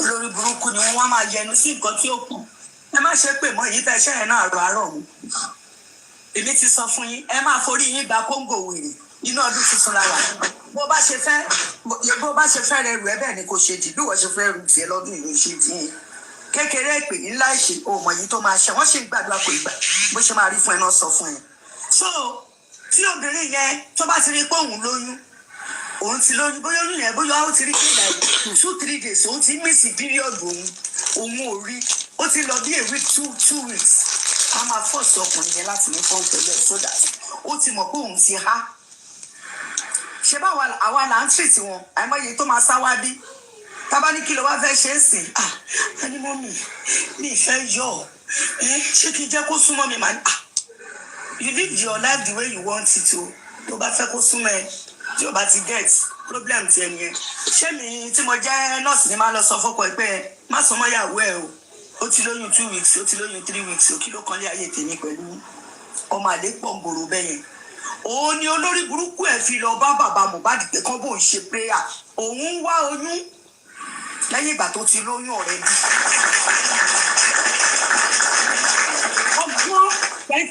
ọgbọ́n tó máa ń dá nìyẹn àwọn ọmọ yẹn pọ̀ irú wọn pọ̀ ní gbòòrò rẹpẹtẹ so ẹ̀yin ọkùnrin ẹ try ẹ jọ ẹ jókòó ẹ sùn oorun 3 tọkùnrin máa ń sùn ẹ rorí yín pẹ̀lú obìnrin ẹ̀yin ọ̀dọ́ tó wà ń ta tó yàn ẹ̀yin ọ̀dọ́kùnrin tó wà ń ta tó yàn ìwọ ọ̀dọ́bìnrin náà tó ń yàn tó ya irú èèyàn bíi Wùmí tó bá ti wá rí i pé ọkà ti fọ́ kò síbi táwọn fẹ́ ṣe sí mọ́ ẹ kàn máa rí pọ́kùnrin yẹn fọ́ sí kìíní ó ti dàkọ́ sóúnjẹ fún ọ̀rọ̀ tó wà nínú ẹ̀ tó fẹ́ sọ yẹn kò ní sọ tó máa fi kú irú ọmọ bẹ́ẹ̀ tó bá dàgbà irú wọn náà máa ń sunkún ogún náà máa jà sógún náà máa ṣe jàgídíjàgan yàdá yọ̀gò káàkiri kọ́lọ́run kó jọ kó ṣàánú wa kó má fún wa lọ́mọ gbàjẹ́ ìsinmi. àmì o màámi ẹ ti gbàgbé pọ́mọ yín màámi lovet ẹ káalẹ́ tẹ́wà ẹ kújọ́ mẹ́ta sára lé ẹ pẹ̀lẹ́ mà ọmọ yìí tó ṣẹ́yún jọ́ kìíní àná ṣé kò tí ì kú ni. orí ẹ̀ burú. orí ẹ̀ burú. tó yìí wà láyé. orí ẹ̀ burú. wọ́n náà bá sọ̀rọ̀ òjò kù. Lavina orí ẹ̀ burú. bó ṣe ń ṣe nìyẹn. iṣẹ́ sí wọn nìyẹn. iṣẹ́ sí wọn nìyẹn bó ṣe ń ṣe ní ọkọ̀ òṣì àwọn ọmọ ìrọ̀lẹ́ ayé kò ní dáa fún àwọn ọmọ ìrọ̀lẹ́ ayé ikú ló máa bá bó ṣe jábọ̀ yẹn bó ṣe jábọ̀ yóò ti jábọ̀ lẹ́kùn lọ́wọ́ olórí burúkú aláyé bàjẹ́ má bọ̀ kó wá forí pépè olórí burúkú ìwọ́dà ta ló ní o jábọ̀ mo ní ta ló ní o jábọ̀ mo wà fún yín.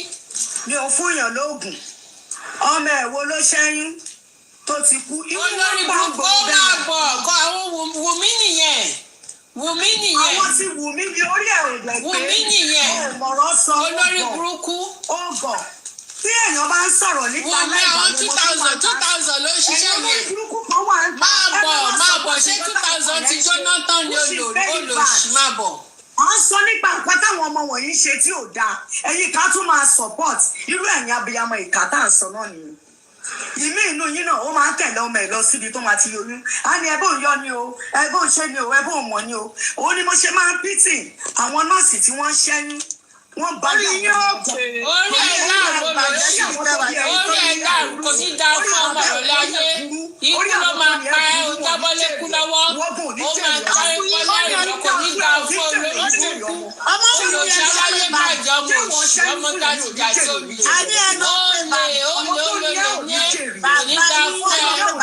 kò ní dáa fún ẹ ó máa tẹ́lẹ̀ fún olórí burúkú olè ọmọ. ọ̀run máa fi ọ̀run máa ṣe ẹsẹ̀ sí wa kúkọ̀ òjijì ẹ̀rẹ̀ ẹ̀ máa dẹrùn máa jí ẹ̀rọ̀dún ẹ̀yin yóò fò yìí fáwọn tó ní ayé máa jà sí àwọn ọmọ yín sórí bàbá òfò àwọn tó ní olófò ni wọ́n olórí burúkú ni ẹni ọmọ òṣèré nípa ń gbòòrò ẹ̀pọ̀ ń gbòòrò olórí burúkú ni àwọn ọmọ ṣàtàkùn ní ẹ̀pọ̀ olórí burúkú ni ẹ tó lè jèrè àwọn tó yẹ ló lè jèrè ìwọ gbọ́dọ̀ lè jèrè ọmọ náà máa ba tiẹ̀ jẹ́ ni ìwọ lò ṣe ọmọ àlè ọmọ ọ̀rọ̀ kíran ọmọ tó jáwọ́ from nowhere ọlọ́run máa ba tiẹ̀ jẹ́ ni olórí burúkú ni ẹ ó máa ṣòfò fáwọn tó ní ẹ ni torí ẹ mo ṣe mọ̀ọ́mọ̀ mo ṣe ń lo ilé ọlọ́run máa ba tiẹ̀ jẹ́ ni ègún burúkú tó wà lórí àwọn ìran tí wọ́n dìtẹ̀ mọ́ Kristi gbogbo ẹ̀yin tẹ́ wà lẹ́yìn Wùmí pátápátá ègún tó mú wọn lọ́jọ́ kìíní àná tí wọ́n fi ṣàṣeyọrí tí wọ́n fi délẹ̀ lérí ègún yẹn ló máa mú yóò máa ṣẹlẹ̀ yín lórí lórúkọ Jésù.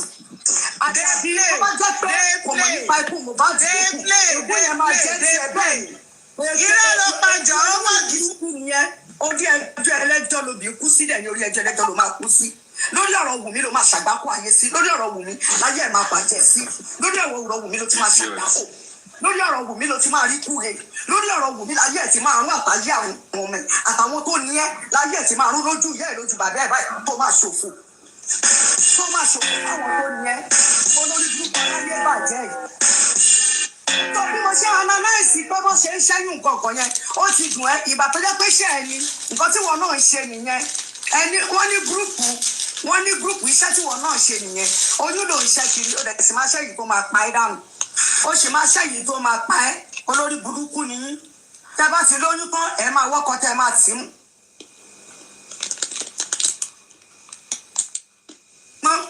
kò ní sọ fún ìyàwó ẹ̀ tó máa fi lọ ṣe DNA ó ń ṣe tán báyìí ó lé ìyàwó ẹ̀ bọ́ta ni ẹ̀yin tẹ́ ń gbọ́ ọmọ ọba fọ́sùn kẹ́ máa gbé ọmọ fẹ́ni tí ò yẹ kẹ́ gbọ́ ọmọ fún. àwọn análáìsì kan pé irú àwọn ọmọ bẹ́ẹ̀ yẹn kan tó máa ń kọ́ ọ̀sẹ̀ kan kí ló ta ẹ́ lára tí ìbáṣepọ̀ wà lára ẹ̀ kí ló ta ẹ́ lára tí ìbáṣepọ̀ irú ẹ̀ wà lára ẹ̀ tẹ́ bá ti gbóòótọ́ ọ̀rọ̀ ẹ ti sáré fò wá sókè ẹ ti máa sọ̀rọ̀ ẹ fẹ́ gbóòótọ́ ọ̀rọ̀ rárá irọ́ dẹ̀ lẹ pa èmi ti sọ fún yín ẹ̀sìn tí gbogbo yín máa ṣe lẹ́yọ kọ̀ọ̀kan òun lẹ ti náwó bẹ́ẹ̀ ni mo sọ fún ìyí tẹ́ fẹ́ rù òun lẹ jì sílẹ̀ yẹn ti máa rù ní kọ́dún ètò parí ọlọ́dẹ máa jẹ́ kẹ́ rù lárùwò lọ́rùn tó máa wọ̀ lọ́rùn tó máa pa yín dànù ẹ̀yin olórí burúkú olóṣì ọmọ ẹ̀ ẹ̀yin aláìnírò rí ara galatia yìí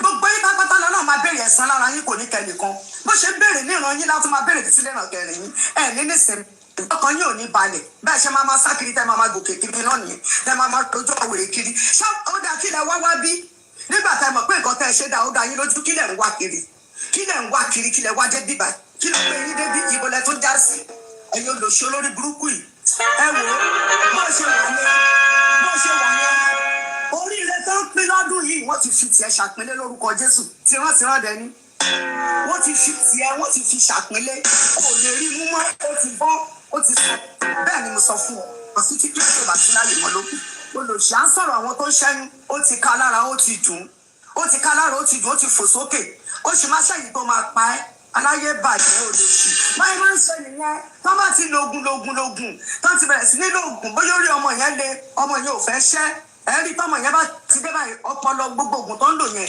bọ́mọ yẹn ṣe ń dàgbà ṣàmọ̀ pẹ́jù ẹ̀ ló máa kọ́kọ́ wà ó máa kọ́kọ́ wà lómi for the start tó bá yá wá di ẹ̀jẹ̀ so wọn àti oògùn yẹn náà máa develop tó bá ti develop báyìí ọpọlọ ọmọ yẹn ò ní pé àwọn náà máa ń di dìdì náà máa ń di ọ̀dọ̀yọ̀ ẹ wo àwọn ọmọ tó máa ń jọra wọn yẹn náà àtọkùnrin àtobìnrin wọn máa ń jọra wọn kì í develop dáadáa báyìí tó máa ń jọra wọn yẹn oògùn náà ni oògùn náà máa ń lò oògùn ìṣẹ́yìn tó bá ti ń lò oògùn ìṣẹ́yìn tó mọ̀ ní ìṣẹ́ òun ló máa ń rí bẹ́ẹ̀ exactly bọ́mọ yẹn ṣe rí lélẹ̀ ọmọ tó ń wò kè bí akágbá yìí bọ́mọ yẹn ṣe rí náà ni ẹ dàpọ̀ ẹ̀jọ̀ torí Ọlọ́run ṣé mo bá ti gbé ní sẹ́nu kékeré ní sẹ́nu bí ìtọ̀ gbàgbá yìí ṣé mo bá ti gbé ní sẹ́nu bí ìtọ̀ gbàgbá yìí àbá rí fọ́tò Mohbad àbá rí ìgbà tó wà láyé àtúrí fídíò ẹ̀ ṣé Mohbad ó kéyìn sẹ́nu bí ọ̀gá báyìí ẹnu ní bí ẹnu ọ̀gá yìí ṣé Mohbad ló rí bẹ́ẹ̀ ṣé bó rí ẹ̀ṣẹ̀ rí nìyẹn tó tóbi dára ẹ̀ lọ ọmọ tó ga tó ṣìgbọnlẹ̀ tó fàìn tó ṣe rí mọ́yàn àwọn olórí burúkú ìran Wùmí kò ní dáa fún yín o ẹ bá kú bẹ́ẹ̀ yẹn gbogbo yín pátápátá ẹ máa ṣòfò dànù nínú ọdún yìí èmi ti sọ fún yín o mò ń fi tí sínú àdúrà gbà ní anybody lóyún wọ́n bá dìde ogun sí ẹnikẹ́ni ilé aláwo ni ilé aláfáà ni wòlíì ìkà ni babaláwo ìkà ni tẹ́ ẹ mú orúkọ ẹni lẹ́nikẹ́ni lọ pọ́kùnrin lóbìnrin lọ́mọdé lágbà tó ń jà fún wọn tẹ́ ẹ mú orúkọ ẹ lọ lórúkọ Jésù àríbi ṣẹ́gi bá ṣẹ́gi nígbó orí ara ẹ̀ ló máa fi ń gbé ọwọ́ tó gẹ̀dẹ̀ bá nà ó máa fi ń nara ẹ̀ ní àṣẹ Elédùmarè ní gbogbo ṣe máa forí ní pẹ̀lú lórúkọ Jésù ẹ máa forí yín kí iṣẹ́ mi ní ọ̀nà a máa káwáyọ ẹ̀dẹ̀ máa forí yín kí ibi a máa bá yín tọmọtọmọ tilétilé tẹ̀lé ibi máa bá yín ní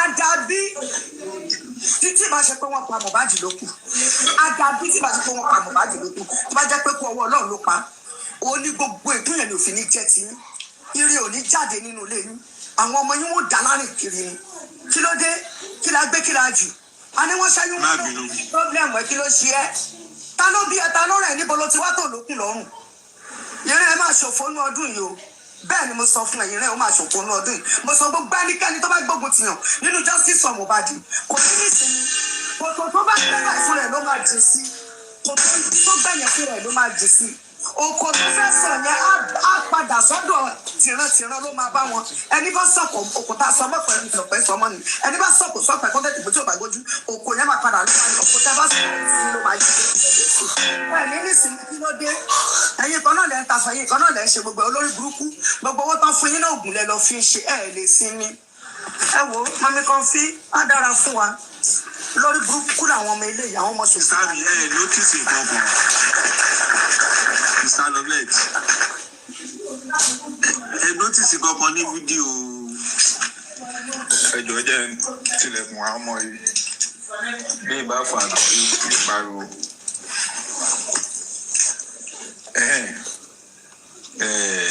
lótìsì kínní kan ní píkṣọ ọmọ yẹn Wummi ẹni bínú Wummi ò dùn sọmọ yẹn nínú fídíò yẹn sister lovet. àwọn ọmọ yín náà máa lọ wò nínú ṣe mọ̀ pé kinní ló wà. ó kí àmọ́ wíṣ kẹ́ wo fídíò yẹn mọ̀mí kan fi inú Wummi ò dùn sí ọmọ yẹn nínú fídíò yẹn ìsàsí pé ó wò mí pé irú ọmọ ilé kókó rẹ. ẹ mọ̀ pé Liam ti dé gungun ẹja sí lọ́rùn.